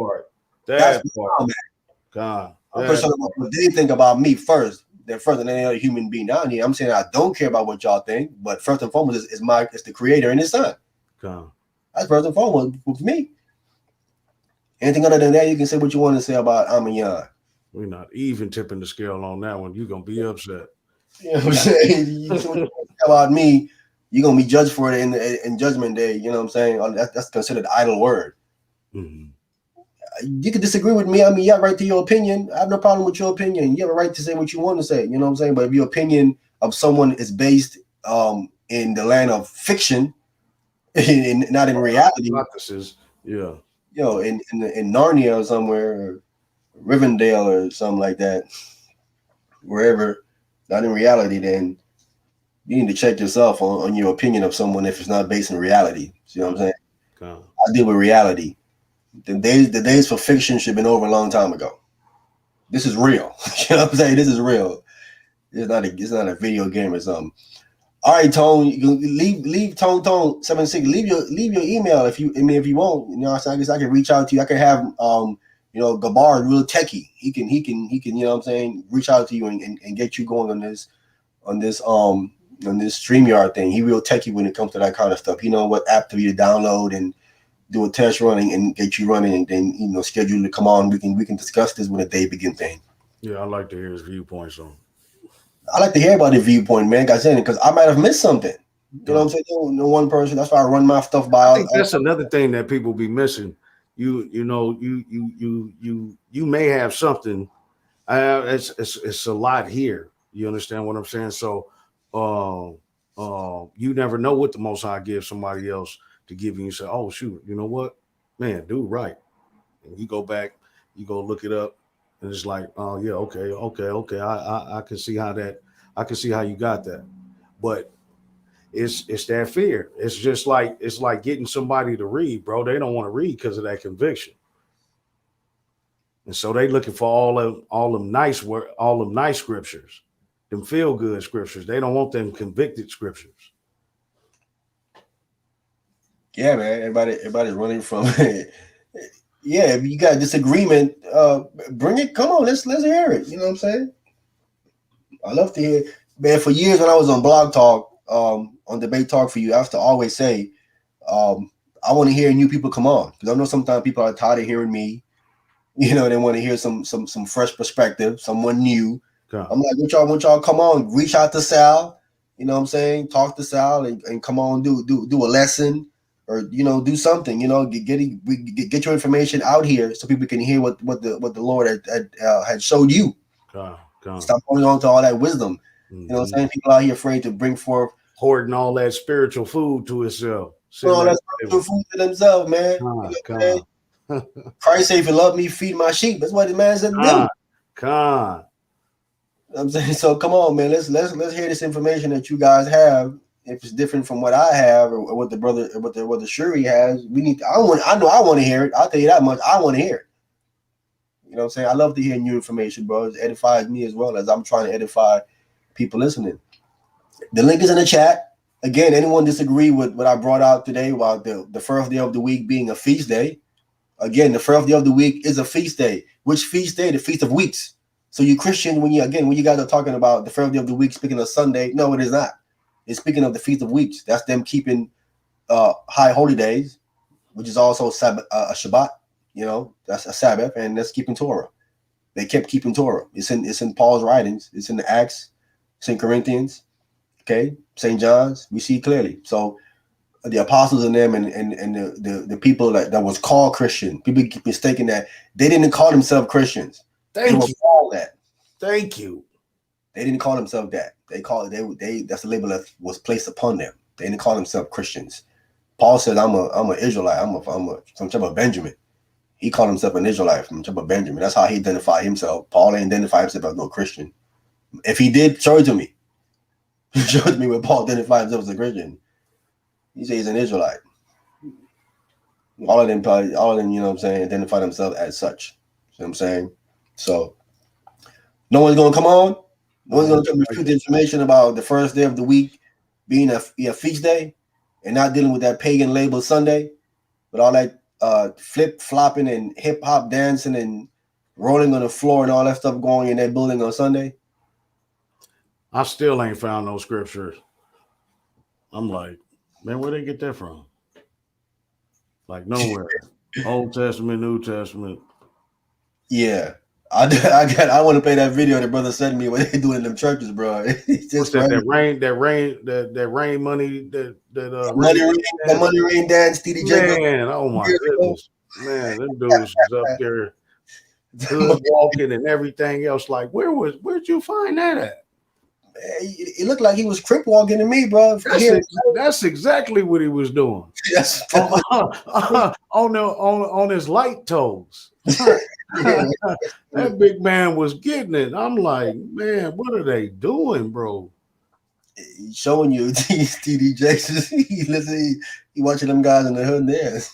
They dance down packed. All right, no one is coming on. We get some last words, man. No one's gonna come on. Sure, we get some last words, bro. These guys are scared to come on and present their information, bro. They're afraid to put their stuff under scrutiny. It's all good, bro. Praises to the Most High and the Mashiach. Always something new, you know. When we fellowship, brother. Love the fact, you know, iron sharpens iron, brother. You know. Anyone out there, man, don't be afraid. Don't be afraid to come and give your side of it. You know, nobody's trying to scrutinize you or beat you up or nothing like that. It's just to edify one another. So, you know, a lot of this is done in love. It may not appear that way, but then you got to put your personals on the back burner so you can test the spirit by the spirit. So it don't do you no good to sit behind the scenes and make a whole lot of comments, man. Share those comments so we can hash that out like we supposed to do and get this kingdom building going. So all praises, Big Sal, for allowing on the platform. All praises to you. Yeah, brother. Khan. Thank you for that, brother. Thank you for coming on and reading for me, man. As usual, bro. You know what I'm saying? Oh, Barak Abba.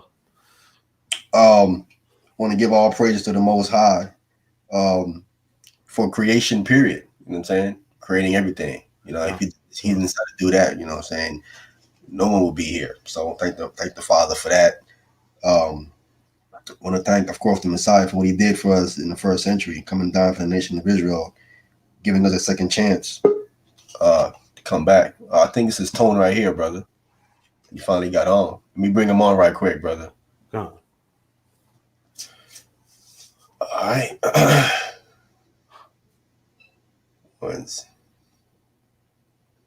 Okay, he's loading up.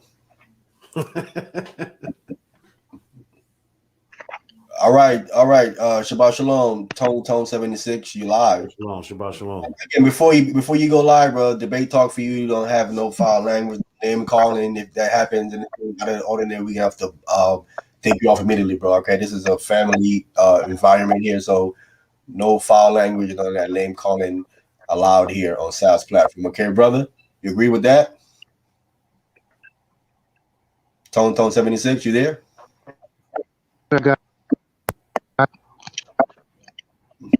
Your audio is bouncing in and out. Try it again, brother. You on mute. Try it again.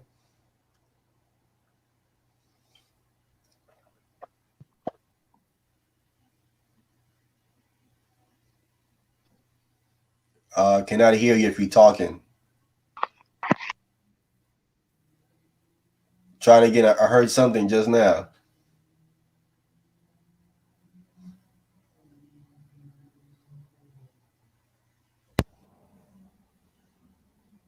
Boy, Hasatan at work, boy. Yeah, you don't want none of that getting through.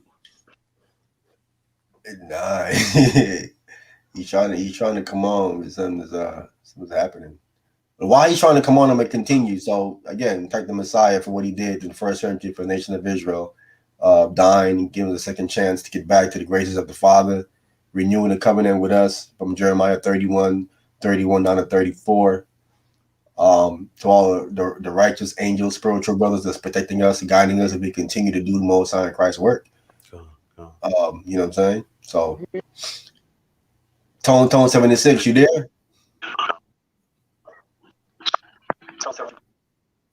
Yeah. Uh-oh.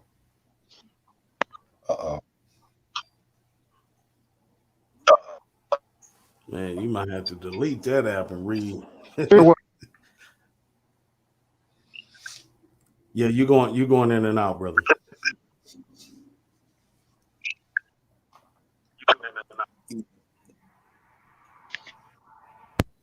Yeah, you're going in and out. I don't know what's going on. Can't hear you clearly if you're saying something. Sound like you got my old phone.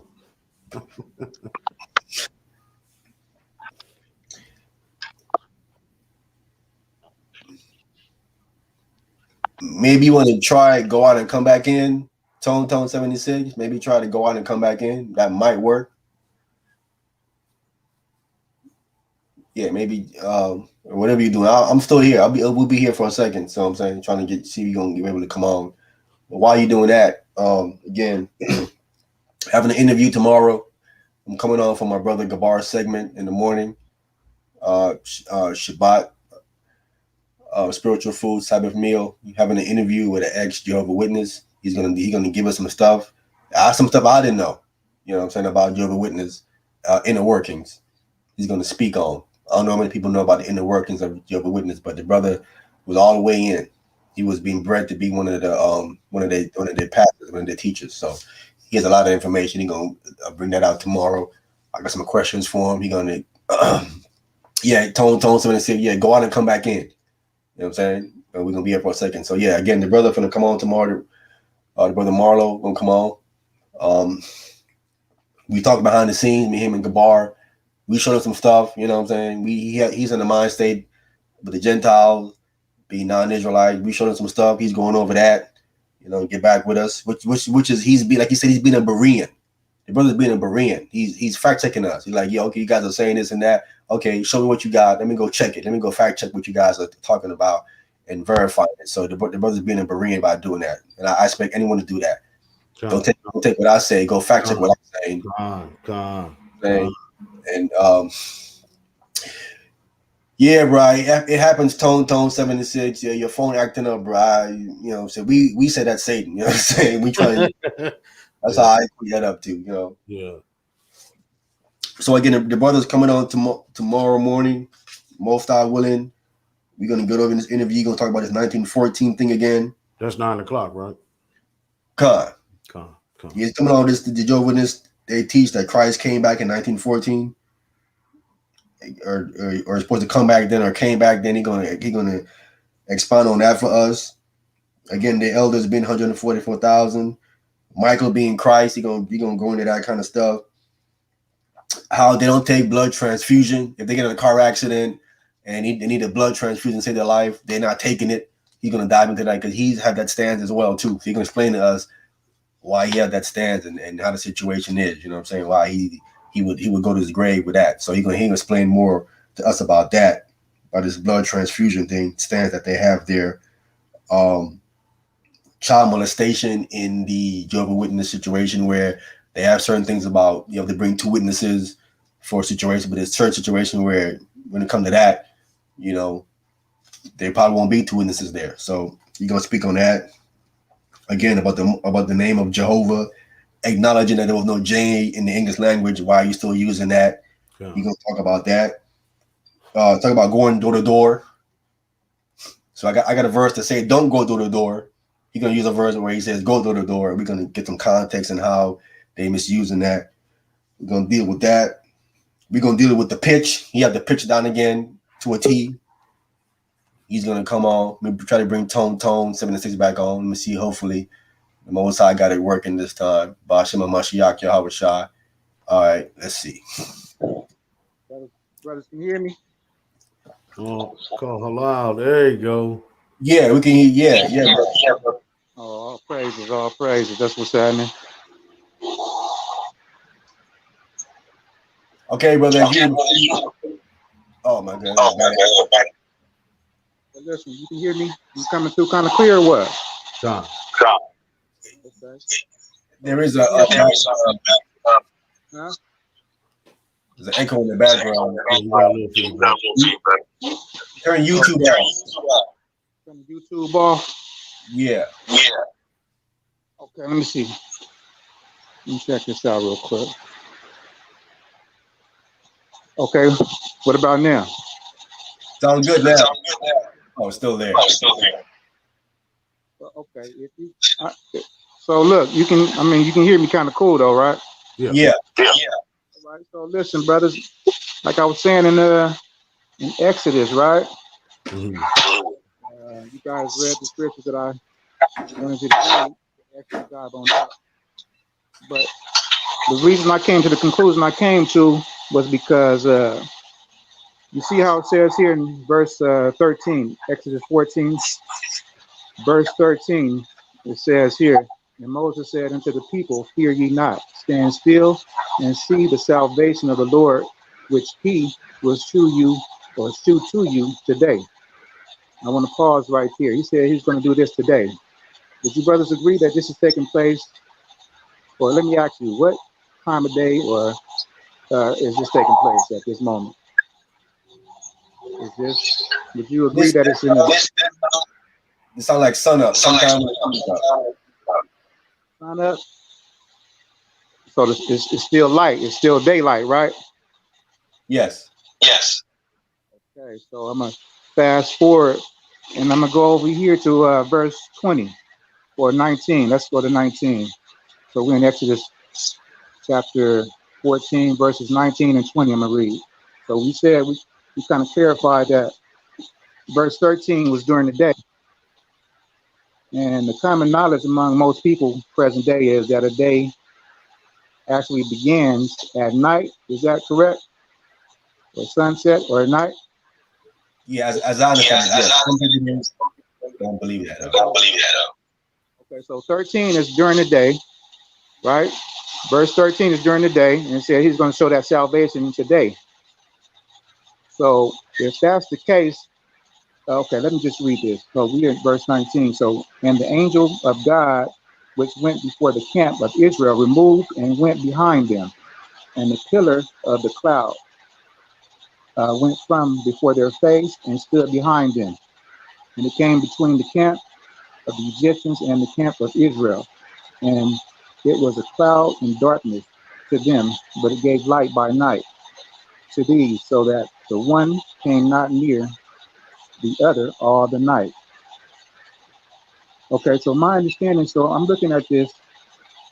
This is taking place at nighttime now, right? Because that's when the pillar or the light by night takes place. It comes at night, according to Exodus 13:1. It says, and the Lord went before them by day in a pillar of a cloud to lead them the way, and by night in a pillar of fire to give them light, to go by day and night.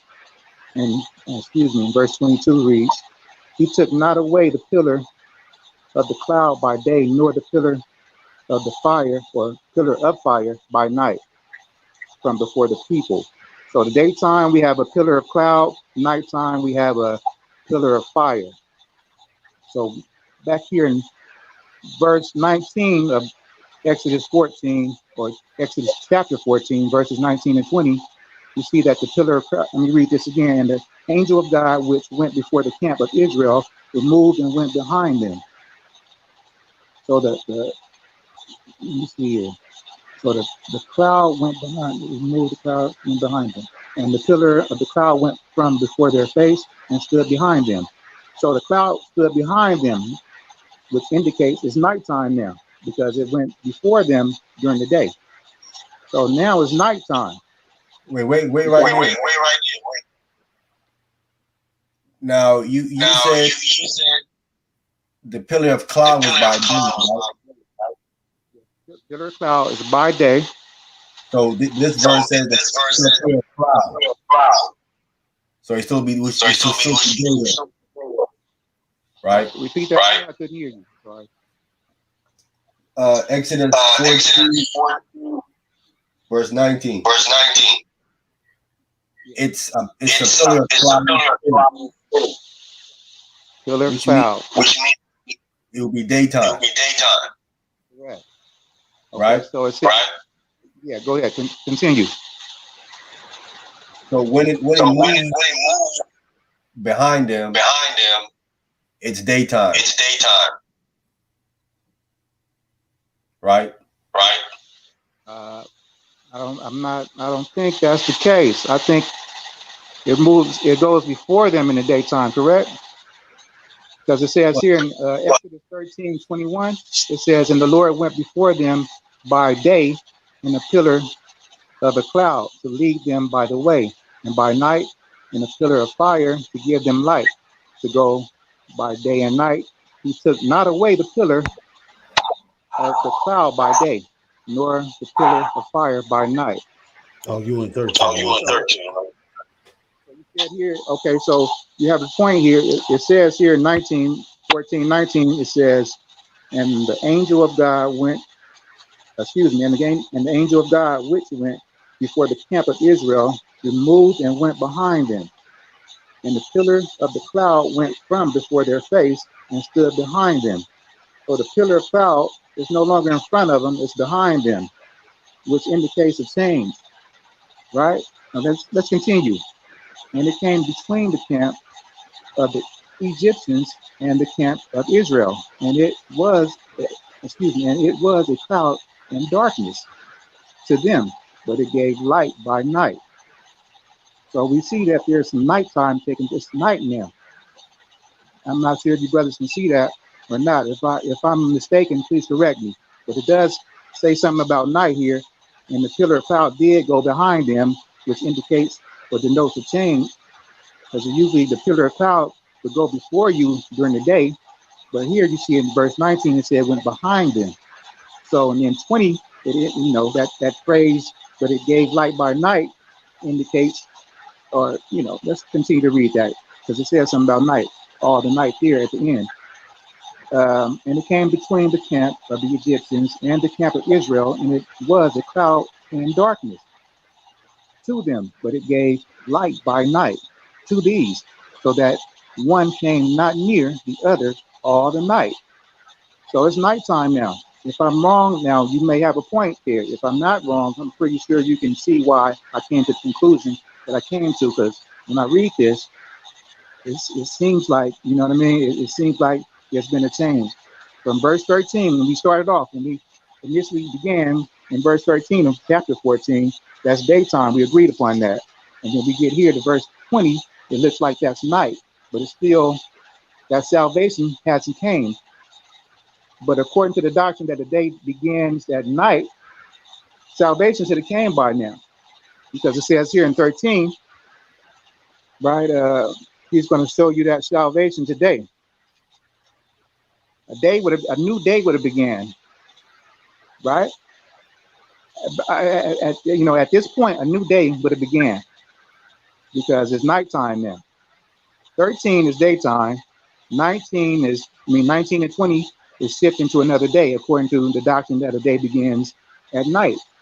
But as you can see here, I'm going to keep reiterating, but I'm pretty sure you guys, are you in agreement at this point, or am I going off? Exactly. When are you saying the salvation? Yeah, the salvation part, right? The salvation in part in 13. 13, correct? He said the salvation which he will shew you today, right? He said today. Tomorrow, according to the doctrine of that a day begins at night, 19, it would have had to been before verse 20, because verse 20 began a new day according to that doctrine, because that's nighttime. That's another day now. And then we go down to 21. If you continue reading, you see that that's all between 21 and I don't know. I don't want to take up too much of your time, but I just want you brothers to just follow me just briefly. I know you brothers got to get up in the morning and get it together, but just before we move on, do you brothers see what I'm saying in regards to verses 19 and 20? Yes. I mean, yes. So can we agree that that's nighttime, or is it still? What is this going on here, in your opinion? Is it still nighttime? So this is the same day, apparently, because the salvation hasn't came. So the night didn't begin a new day. Is my point. I mean, I could go further, but I think the point is somewhat made.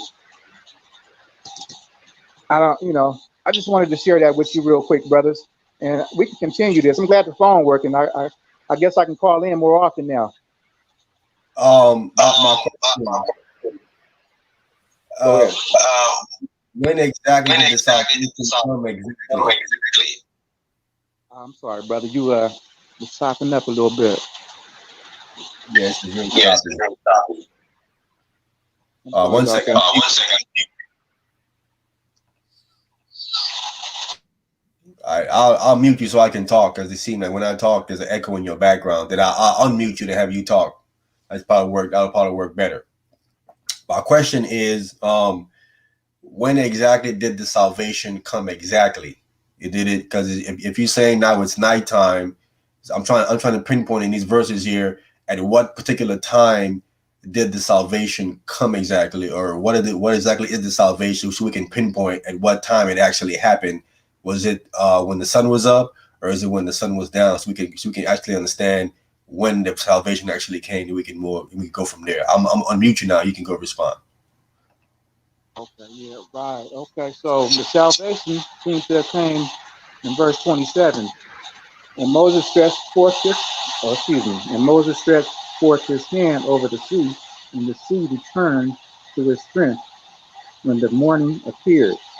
So he said today, right, was going to be the salvation in 13. So we went from daytime in 13 to nighttime in 20, and the morning appeared in 27, verse 27. So we're dealing with the 24-hour period, right?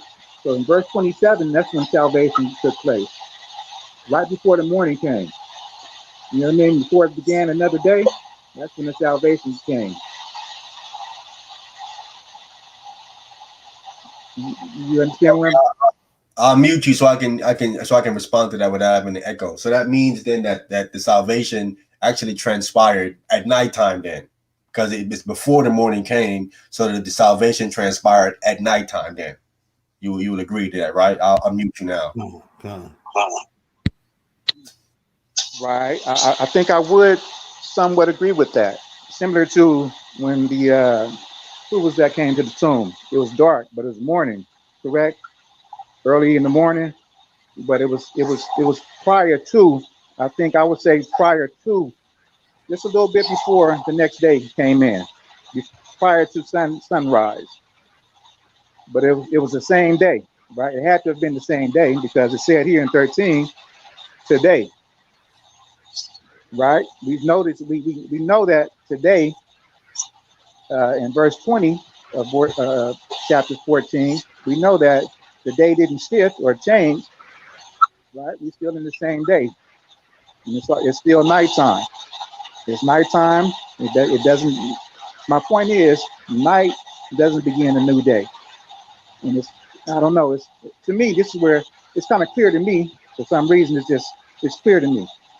You know what I mean? I really can't get anything else out of this. I'm not sure if you brothers, if you follow me or not, but you know what I mean? Hopefully I'm making my point clear. Yeah, no. Okay. Well, if you brothers can, just, do some little research on that. I mean, I'm pretty sure you got to examine the scriptures. You know what I mean? Go ahead and examine the scriptures, and I'll sign back in. I get a notification and it lets me know that you brothers is on. So next time we can probably go, give me some input, give me your feedback on this scripture, these scriptures. We'll take it from there. Okay, I'm gonna mute you so I can respond to that. So as far as what you're saying in verse Exodus 14:13, the Lord is going to show you. You shall see the salvation of the Lord, which He will show to you today. All right. So we're saying that that happened at sometime when the sun is up, sometime in the light time when the sun is up. Verse 20, you saying is the cloud shipped from before Israel, behind Israel, and separated both camps, camp of Israel and the camp of the Egyptians, and then shut down this. And it was a cloud of darkness to the Egyptians, and it gave light to the Israelites. And so it says, so that one came not near the other all the nighttime. So yeah, so we in the nighttime. And then you saying in verse 27 is where the salvation actually happened. And verse 27, and Moses stretched forth his hand over the sea, and the sea returned to his strength when the morning appeared, and the Egyptians fled against it, and the Lord overthrew the Egyptians in the midst of the sea. So that's where you're saying the salvation come in when he drowned the Egyptians. That's the salvation you're speaking of when he drowned them, and that happened. And that happened in the morning. Then the morning appeared. When the morning appeared, right? That's will be the morning watch. That's speaking of the morning watch, right? So if that's speaking of the morning watch, is either you're dealing with the beginning of the morning watch, or you be dealing with the end of the morning watch. If it's the morning watch, you're dealing with the beginning of the morning watch. This again would have happened sometime at nighttime. It wouldn't have transferred over to a new day yet, because the sun isn't up yet, because this morning watch begins in darkness. It begins in darkness. So mathematically, my question to you would be, are you dealing with the beginning of this morning watch, or are you talking about the end of this morning watch? That was my question to you. I'll unmute you to have you to respond. I really can't pinpoint the exact time. In my opinion, I feel like it's prior to the sunrise. It's prior to, because that would begin a new day. So sometime between right before sunrise, I would say.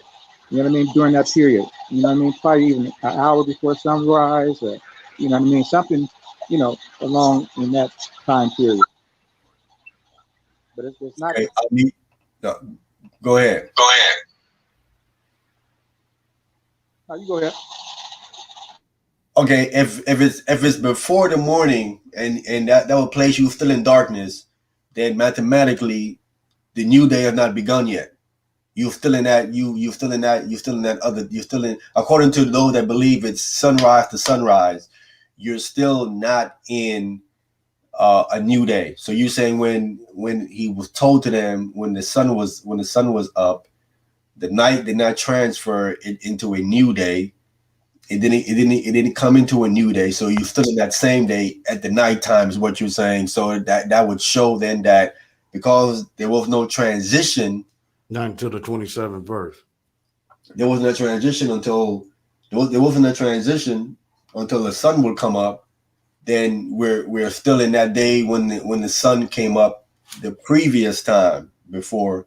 That's placing us in that day before. So showing you that day, that all transpired from sun up, sundown, and that's where it took place. The sun did not have time to come back up again to begin a new day.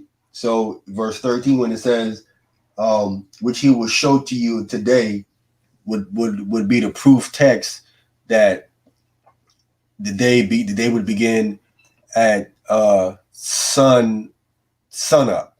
Am I correct? Let me know. Well, the proof text I would like to use in this dialogue would be verse 20, that a day doesn't begin, or 19 and 20, that a day doesn't begin at night. That's really the focal point of this dialogue. Like, you know what I mean? The day doesn't begin at sunset. So from 13 That's during the daytime, right? All the way to 27. So we got verse 13 again is during the daytime. Verse 19, 20 is transitioning into night. Verse 27, this is still in that day. You know what I mean? It's not the other day. It's not. Let's put it this way. Verse 13 is let's give it a date. It's Friday, right? We're dealing with Friday, 12 noon, right? 13. This album, follow me real quick. So verse 13, I would say hypothetically, this is Friday afternoon.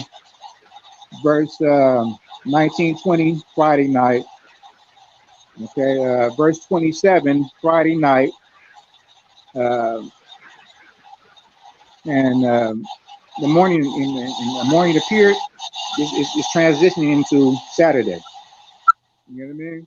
I guess I can look at it that way. Hopefully you understood where I went with that. So again, verse 20 is still that day. It still hasn't changed from Friday. It's still Friday. You know what I mean? For example, I went a little bit off on it, but hopefully you brothers follow me a little bit on that one. I know I'm just reiterating what I'm saying, but I really can't. I don't want to reword it any other way. I want to stick to the, my position. Verse 20 is the focal point. This is what we need to key in on. Okay, so the point being made is the today, the lighted side versus the darkened side, to bring clarification whether it became the same day or the next day. Is that correct? About right. About right. So Okay. so 19 and 20, this is not a new day. This is the same day. The day should have changed, right? According to that doctrine or that belief that verses 19 and 20, this should have been Saturday. The example I gave earlier, right? This should have been Saturday at that point, but it's still Friday. Is my point. I'm with the sunrise to sunrise. I mean, sunrise to sunrise. That's a 4-day, 24-hour period. When I look up that word, it says, I forgot, was it yom or something of that nature? The day, like day. I had to look it up, but I don't want to drift off into another dialogue. But I think the point's made. I'm not sure if you brothers want to continue this dialogue about this, but I'm pretty sure you see what I see. I'm pretty sure you brothers see what I see. Because if I was mistaken, I know you brothers ain't got an issue with correcting brothers. So I know y'all see something. Y'all feel it in the spirit. I might be going off now. I might be going off now, brothers. You know what I mean? But trust and believe. I'm not here to deceive anyone, lead no one astray. I promise you, that's not my goal or my intentions. I just want to, you know what I mean, get some clarity. That's all I'm trying to do. The reason why I'm kind of I am I see what you're saying, but if you just look at Genesis chapter 1 verse 3 through 5, and you comb it, which you really don't have to. And so it says, and God said, let there be light. And there was light, right? And God saw the light, that it was good. And God divided the light from the darkness. And God called the light day and the darkness night. So he called the day and the darkness. He called night and the evening and the morning were the first day. So I mean, I hear what you're saying, because in when you look at 27, and it expresses, what's that? What was we at? 27 expresses that the conclusion came in the morning, right? What's that? What's we at? Exodus 14.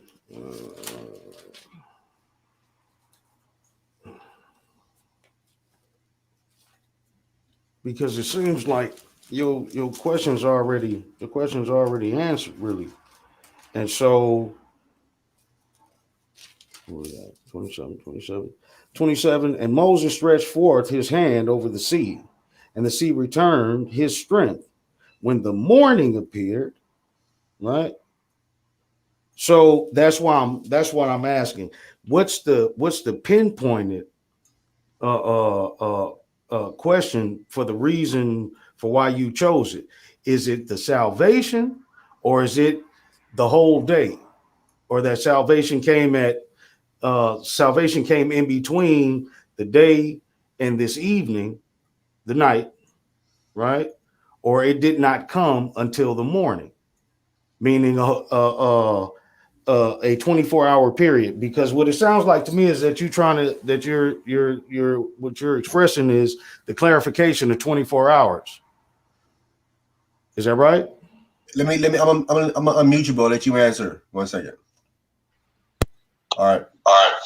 Oh, okay. Well, the point I was really trying to make, because I was taught that the days began at sunset or night. You know, I came across this. I was introduced to this scripture. I was looking at various teachings, and brother brought out this scripture, and I just examined it, and it just changed my whole view on when the day began. So verse 20 is really, well, I guess 13 would be the beginning point, right? It says today here, right? And we know that's daytime. And then verse 20, we know that's nighttime, and salvation hasn't came yet. You know what I mean? So if I wanted to know when a day began, when the Israelites, the biblical characters, began a day, I needed to go in the Bible, because I think Genesis is it's an ambiguous, or it's an ambiguous scripture. You know what I mean? So let me dive into the scriptures to see when they began a day. You know what I mean? Who better to go to than Moses? So you know what I mean? He pretty much clarifies when the day begins to me. You know what I mean? Or in this case, when the day doesn't begin, and that would be at night. I mean, I don't know, but you brought something out in Genesis. I want to go there before you go. I know, brother. Ahmayan, I know you got to get up in the AM, brother, and get it in. I hope Lord's will, I wake up in the morning. I want to, you know what I mean? Watch that. You said Jehovah's Witness or something, right? I want to see what's going on with that. That seems like an interesting topic. No, yeah, brother. I'm gonna mute you right quick so I can talk to get the echo.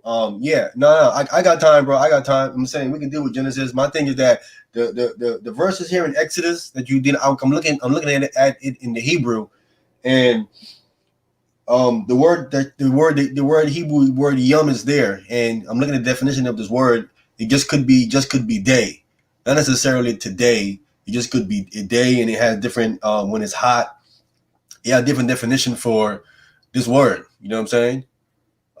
It has time, it even has a year. So it would all depends. It could be a 24-hour period. It could be a 12-hour period. You know what I'm saying? It depends how this word is being used here. I think here in verse 13, you can say it's today. I wouldn't necessarily argue with that.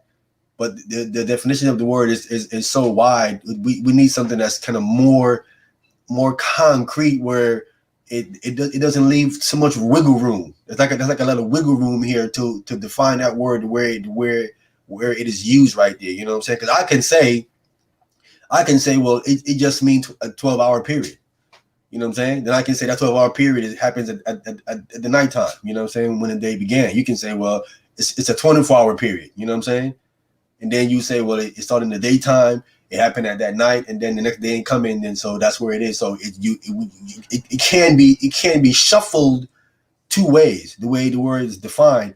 and we can find something more concrete where there is no wiggle room where, oh, it has to be this alone. You can't say something else now. You know what I'm saying? Because I think right here, that word day can be translated as a 24-hour period, or it can translate as a 12-hour period. And if it's a 12-hour period, then it's pinpointing the night 12-hour period where you agree it actually took place before morning at the nighttime, which would pinpoint that 12-hour period of nighttime when the new day began, versus saying it's a 24-hour period. You know what I'm saying? So then that's where someone from my stance can say something. You can say, well, then that's where the confusion come in, where because there's too much wiggle room for interpretation. We can find a text that's more concrete where, nah, brother, it has to be that right here. You can't say this because of this, this, and this. You know what I'm saying? That's the problem with this verse here. I'll let you respond right quick to that. To be honest with you, I don't really see the wiggle room. I'm gonna be completely honest with you. I know it's kind of cut and dry when you look at 20.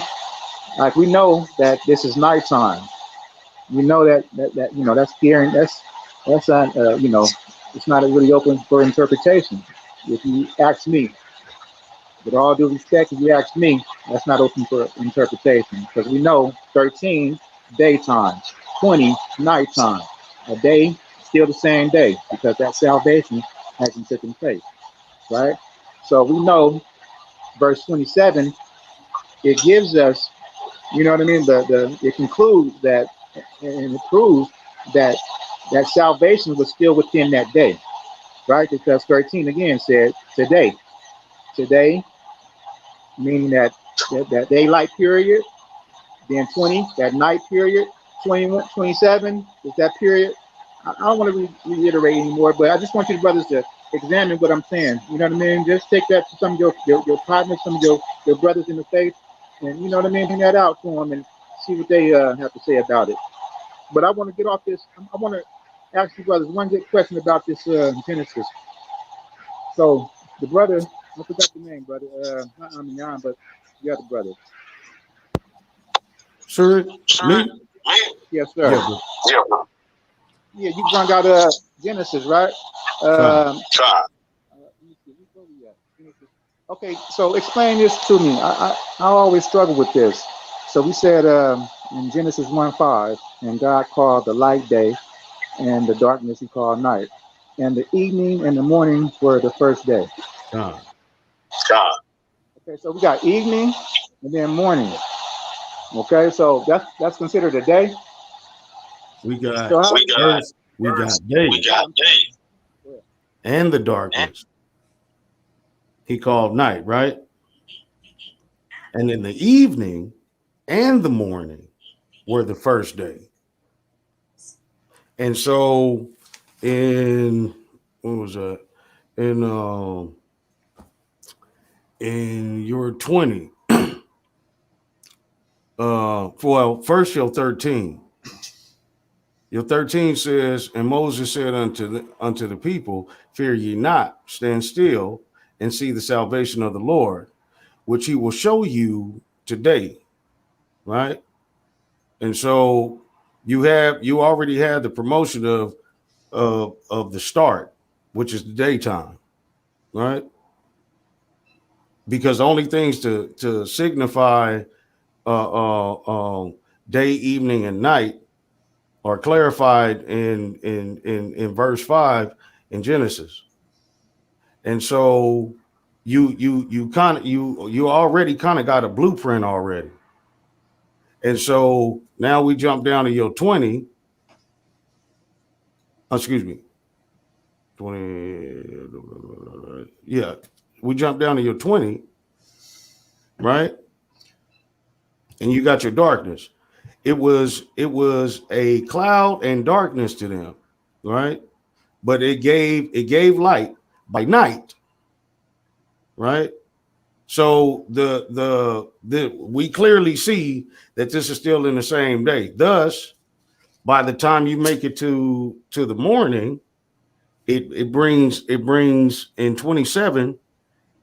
It would appear that that was still in the same day until the morning came, because Genesis kind of clarifies that. Genesis 5 Verse 5 clarifies that. So you got your three. You got your day, you got your night, and then you got your morning. So if that's why I was asking, what was it that was really being pinpointed? Was it just just a point of salvation in this time period, in this time frame? Thus having not until the morning showed up, right? Was the salvation then, or did it not start until the morning, the following day? Because once you make it to the morning, if you say day in 13, morning's already come, so it's already daytime. So by the time you make it to the next morning, that it does sound like a 24-hour period. Thus, it may not have been a full 24-hour period. It just said daytime. So the clarification on that is not solid. Thus, if that's what you were meaning, that's why I pulled Genesis. Let him respond, Churi. Then I have something I want to show you too in verse 13 in Genesis 14. I'll let you respond though. Tone 76. Go ahead. So the issue I had, not really the issue, but what had me kind of questioning this evening and the morning was verse 5 of Genesis 1, right? And God called the light day, and the darkness he called night. And the evening and the morning were the first day. So we have evening, then we have morning. One day, okay, the first day rather. Evening and morning. So we'll say, okay, I don't know. So what takes place from morning to evening? What is that day? What is that part or portion of the day considered? That evening, that morning to evening. What is that considered? All right, I'll answer that because I think I have the answer for Exodus chapter 14. I think I see where the misunderstanding is there. Genesis chapter 1, as I understand it, it sounds like it's a work week when Most High was creating. He started creating in the morning and he stopped in the evening, right? And at the nighttime he didn't do anything, right? Okay. He didn't do anything at nighttime. He started in the morning, stopped in the evening. It's a work week. Now we know that the Most High don't have to stop working because you don't get tired. But the reason why I think he stopped at that time is to show us a pattern for us to follow. You follow what I did. I started in the morning. I ended when the sun went down. You do the same thing as well. We see man was doing that in ancient times. They follow that pattern to a T. And then on the seventh day, he said, well, don't do anything morning to sundown. Don't do anything because I stopped on that day to give you a rest. I didn't stop because I had to stop. I stopped for you to follow me. So I see Genesis chapter 1 as a work week or something that Most High is laying down for us to follow, not necessarily speaking to when a day began, but speaking to when he was creating in the morning and stopping in the evening. That's how I understand Genesis chapter 1. I'm gonna unmute you, Tone, to respond to that. And I guess I think I have the understanding that I think that I see in Exodus chapter 14. I might clarify the misunderstanding that's going on here, but I'll let you respond real quick though to that.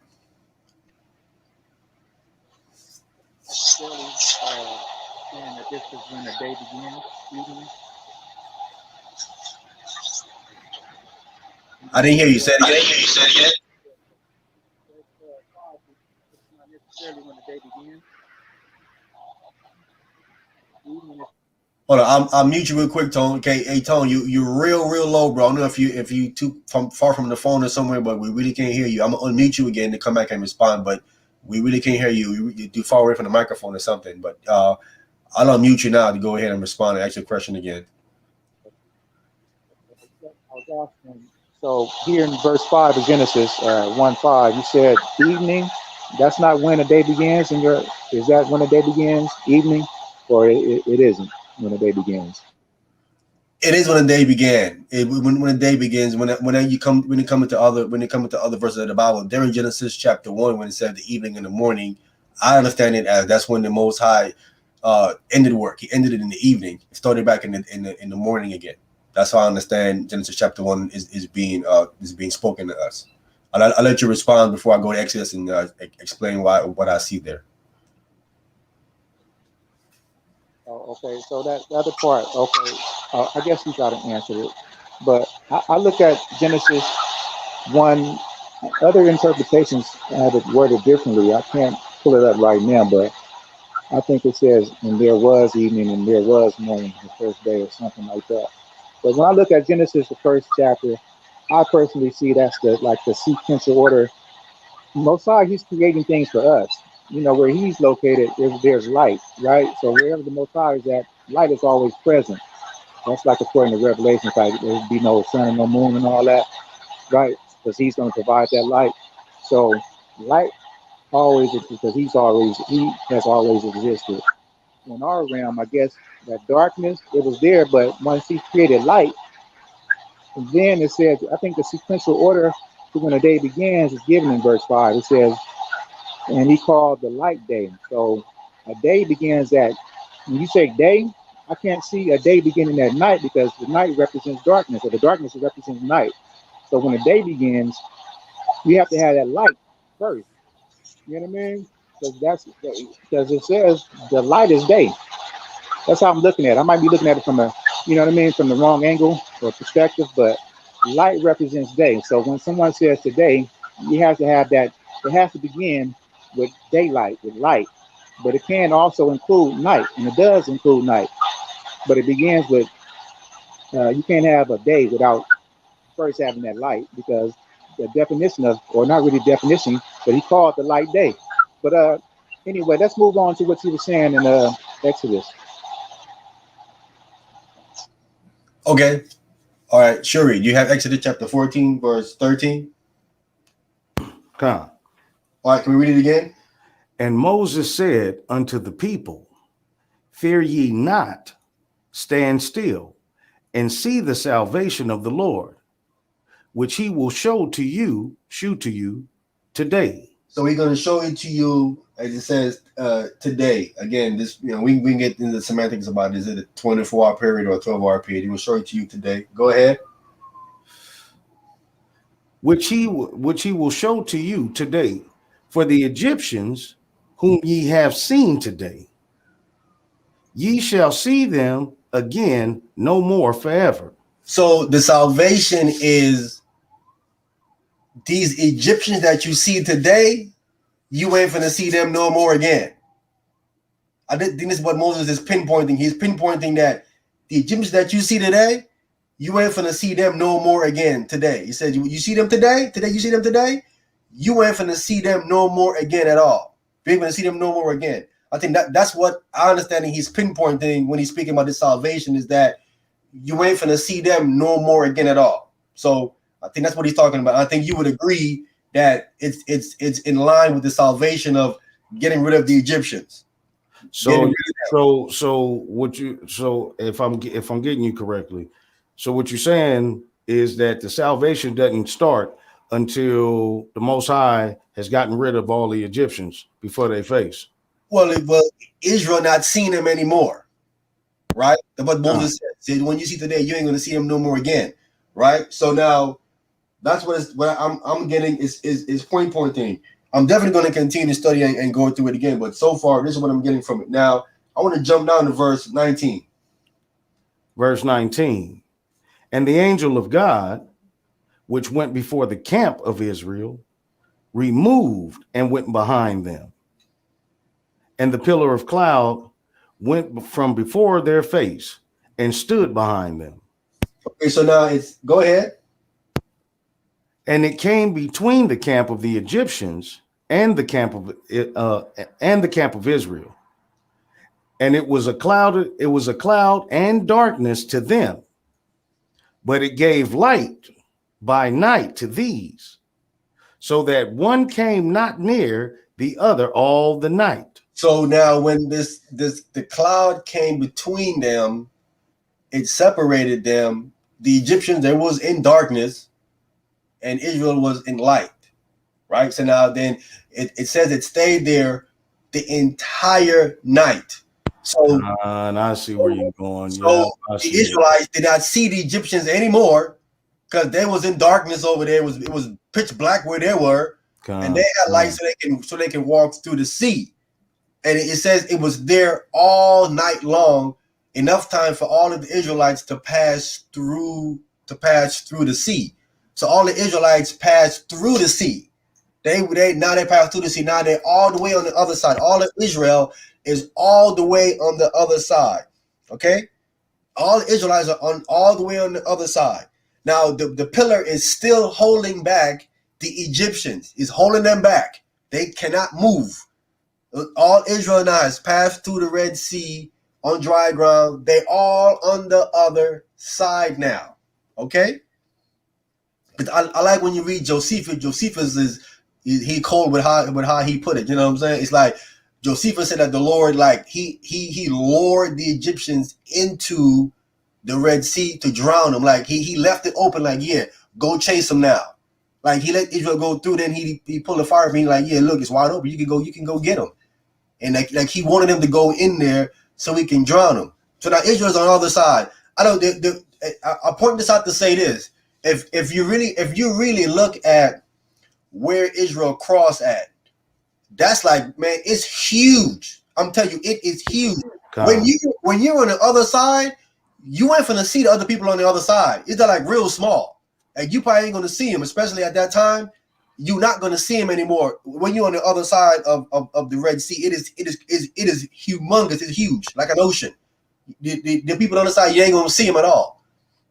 So Israel's on the other side. The fire is there, and now the Lord gonna lift the fire up and have the Egyptians start to come through the dry ground in the Red Sea. Okay, remember, Israel is fleeing from them. It isn't like people think that Israel went through the Red Sea on the other side, and Israel stopped and wait at the other side, like we're gonna wait on the other side for them to come. Israel kept moving. They kept the Red Sea, and they kept traveling. They kept moving. They didn't look back and like, let me see if they're behind me. They know that they ain't coming because the pillar of cloud has stopped them from moving. So Israel is told, like, y'all got to keep going and don't stop. They crossed the Red Sea and they kept going. They didn't stop on the other side to see the Egyptians, and they kept it pushing. They kept going. We moving. We ain't looking back. They're moving. So at some point, the Lord now gonna lift up the fire and have the Egyptians come through the Red Sea. Now, I want to read this in verse 24, Shuri. Verse 24. Verse 24. And it came to pass that in the morning watch. So it came to pass in the morning watch, but we know it's still at nighttime. It's like 4 hours before daybreak. All right. So it came to pass. It says it's in the morning watch. So sometime in that 4 hour period there, in this period there, it came to pass in the morning watch. Go ahead. The Lord looked unto the host of the Egyptians through the pillar of fire and of the cloud, and troubled the host of the Egyptians. He troubled them. Go ahead. And took off their chariot wheels, that they drave them heavily, so that the Egyptians said, let us flee from the face of Israel, for the Lord fighteth for them against the Egyptians. So now they are now trying to go through the Red Sea on dry ground, but the Lord is knocking off their chariot wheels, so they're having a hard time getting through the Red Sea on ground. Again, this is a huge. If I'm mistaken, yeah, them chariots is dragging. I'm thinking about the path Israel went through. If I remember correctly, I think it was about 4 or 5 miles long. It isn't a little next door or something. It's a far away where Israel crossed through the Red Sea. It was miles across that place. I think it's miles across. You know what I'm saying? Someone that's miles away from you, you most likely at that time, you ain't even going to see them. So the Lord knocked out their chariot wheels.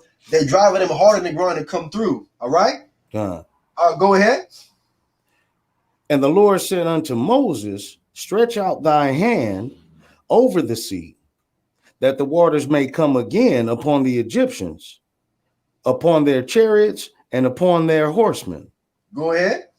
And Moses stretched forth his hand over the sea, and the sea returned his strength when morning appeared, and the Egyptians fled against it, and the Lord overthrew the Egyptians in the midst of the sea. So now, when the Lord start covering the water, the Egyptians are now they driving the chariot hard into the Red Sea. The Lord start to cover them up with the water. So what did the Egyptian do? The Egyptians didn't continue to go forward to chase Israel. They did a U-turn. They turned back around, trying to get back on the other side to get away to try to pursue Israel. So when they're trying to run back, the water is not covering them. And when the water is covering them, them having their armor on and all that heavy stuff on, they would sink to the bottom of the ocean, right? They would sink to the bottom of the ocean because of the armor they have on that's heavy, the gold and the chariot wheel and all that stuff. They would then sink to the bottom of the ocean, right? And it said that the Lord overthrew the Egyptians in the midst of the sea. So I'm saying that in verse 13, when Moses tell them, these men that you see, the Egyptians that you see, you shall see them no more.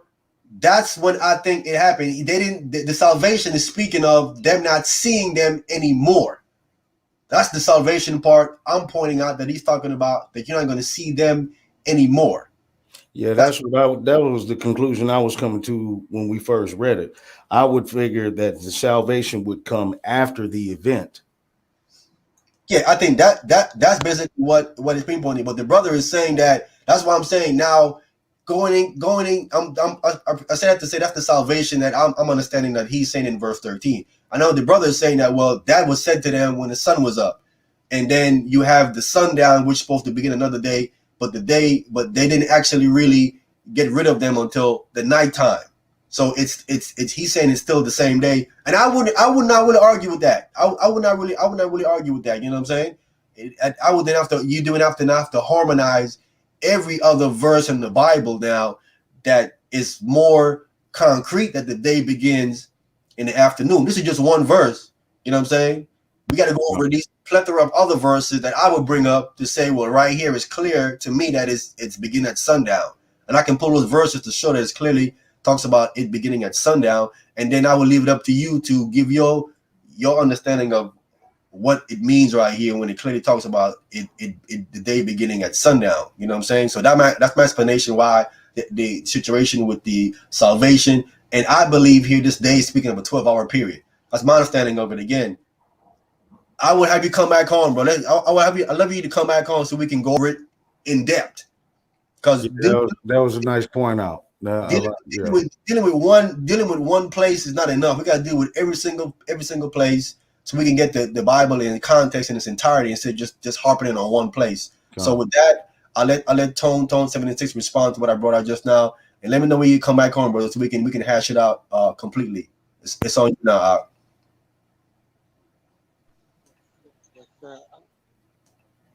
So that 13 says, "See them again no more forever."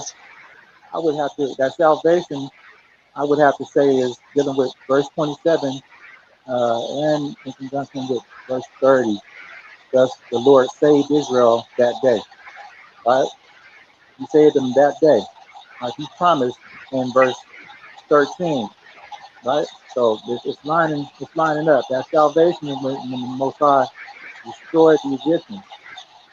So I guess, I don't know. I'm not sure if you, so the conclusion of this dialogue is, you brothers, from this chapter, do you agree that this chapter, like you said, you got to pull out some other scriptures, but as far as this chapter goes, do you brothers agree that this chapter would suggest that a day doesn't begin at night? Excuse me, that this chapter, does it provide the evidence you need to accept the fact that a day doesn't begin at night? Sure. You want to go first and respond to that? You said you brothers, both of us. You want to respond to that first? Well, if ask the question one more time so that way I'm clear. His question is, was there enough evidence presented from what he brought out to substantiate that a day begins in the morning and not at sundown? That was his question. Yeah, well, I mean, by what you see here, yeah, well, I mean, it's I guess my conflict is the understanding from day to day, which is a 24-hour period. So, yeah, I mean, yeah, but I mean, yeah, I see it, you know. Man, you sound like you fighting it, brother. I am fighting it because I I'm mean, fighting you it, know, man. it was I'm fighting it it, was brother. it was it was solid, bro. Like when you look at it on logistics, yeah, okay, yeah, I see that. I mean, even if where 13 specifies day, that could have been any point in the day. In either case, what I don't see is a 12-hour period. I don't see that at all. But for it being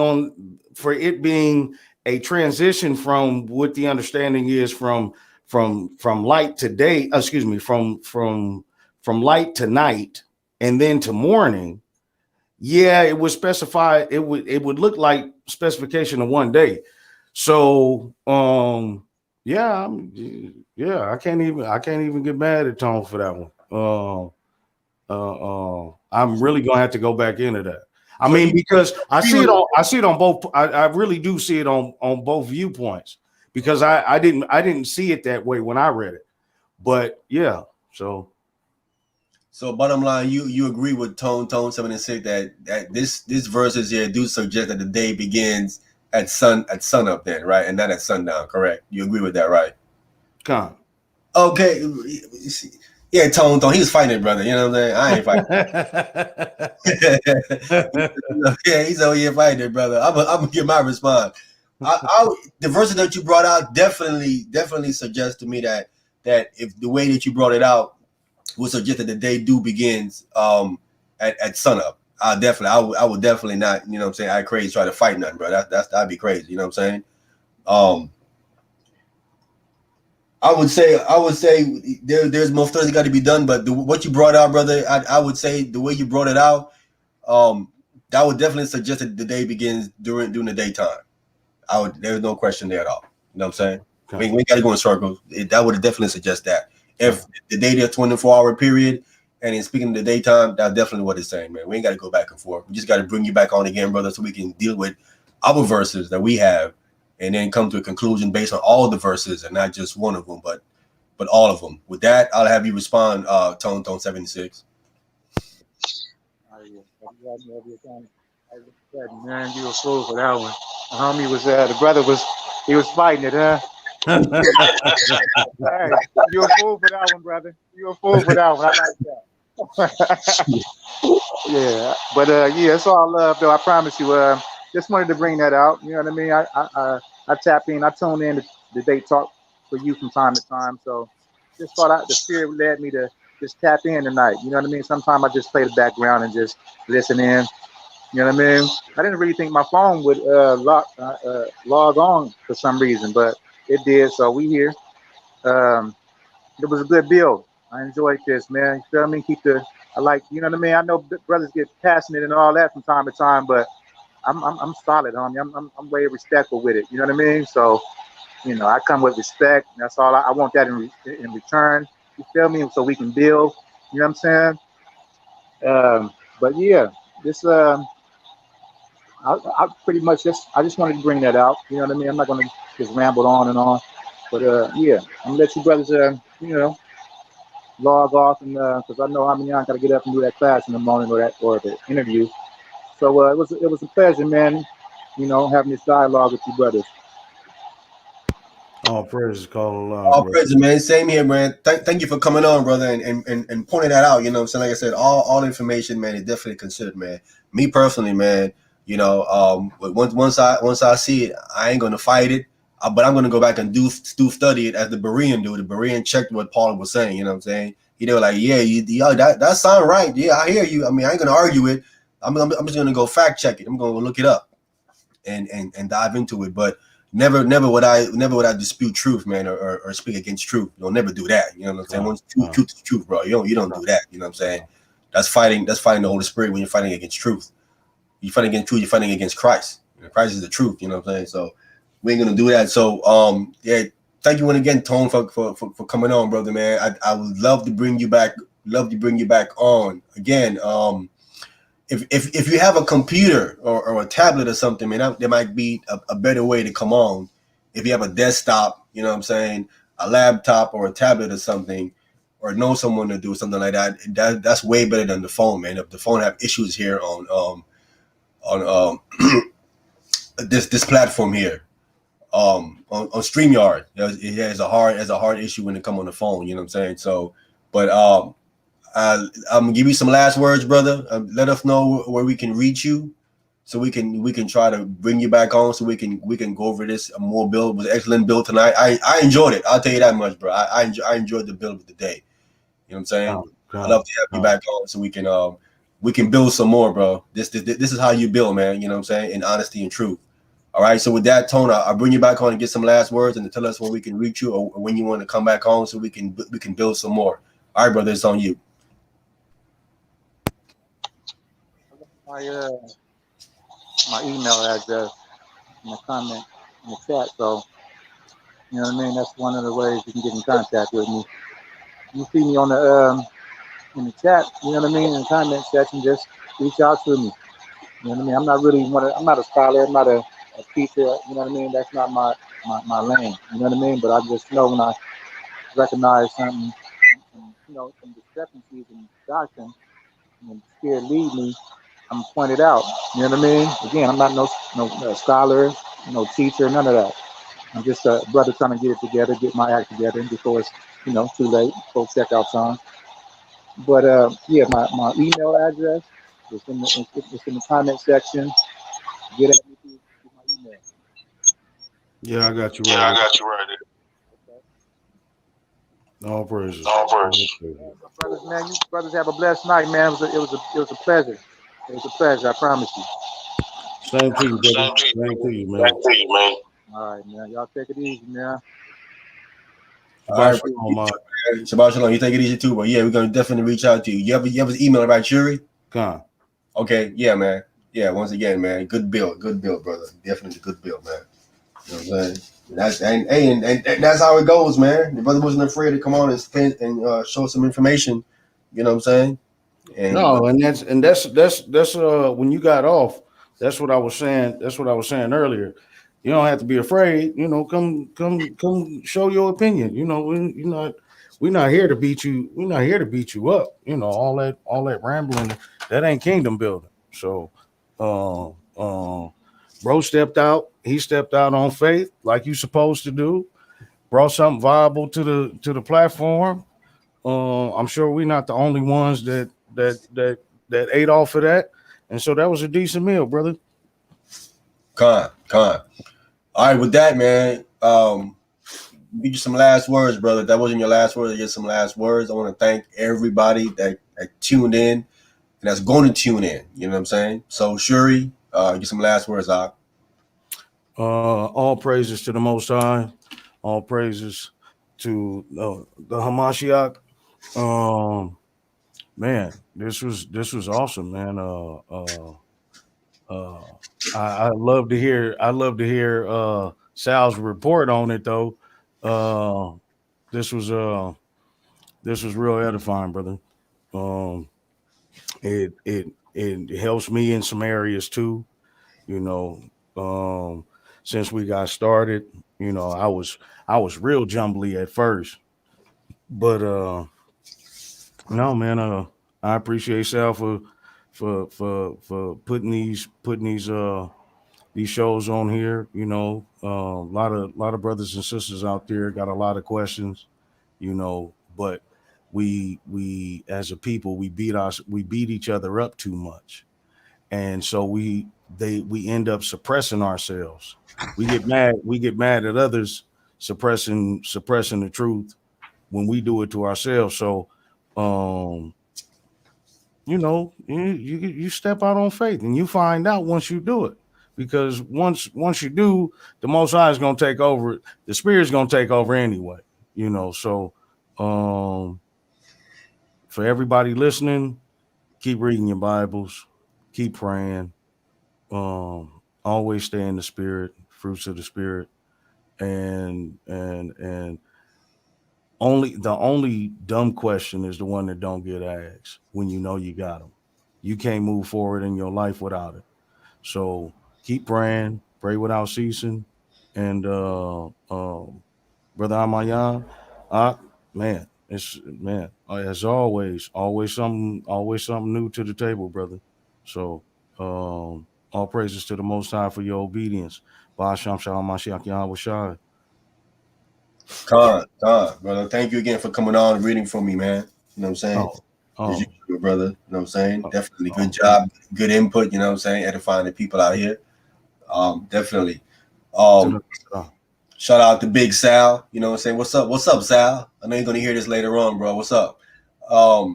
Shout out to all the hosts here, definitely. You saying, you know who you guys are. Check out the hosts on here. The guys are putting together shows for you guys to interact with and dialogue with them and speak your mind, get the information out. You know what I'm saying? So check out the other hosts on here for sure. They're doing their thing in the background. You know what I'm saying? So check us out, subscribe, hit the notification. You know what I'm saying? Definitely donate to Sal. Keep the show on the road. Shout out to my co-host Gabar on his hiatus. He gonna be back soon. He back there cooking up stuff in the lab. All right. Don't think he's not. He back there cooking it up. You know, he about to bring out something for y'all. So y'all stay tuned for that. And in the morning, come back in the morning, man. Just the Most High willing is going to be a powerful interview, build with the brother Marlo. You know what I'm saying? Some information is bound to come out that you don't know nothing about Jehovah's Witnesses. So you will definitely tune into that and hear what the brother got to say. I talked to him briefly with some stuff I didn't even know that was teaching that he brought out to me and me and my co-host. You know what I'm saying, earlier tonight. So with that, I want to thank you guys for tuning in. By all means, a comment in the section if you agree, disagree, have a question, leave it there. Most I willing, I check it, I respond to you, probably bring you on so we can clarify, we can build. It's all about building, nation building, you know what I'm saying? So let's do it, let's get it. And with that, thank you again for listening. This is Spiritual Food Controversy, and tomorrow morning, Spiritual Food, Sabbath meal. Shabbat Shalom to everyone that came on. See you guys in the morning, Most High willing. Shabbat Shalom.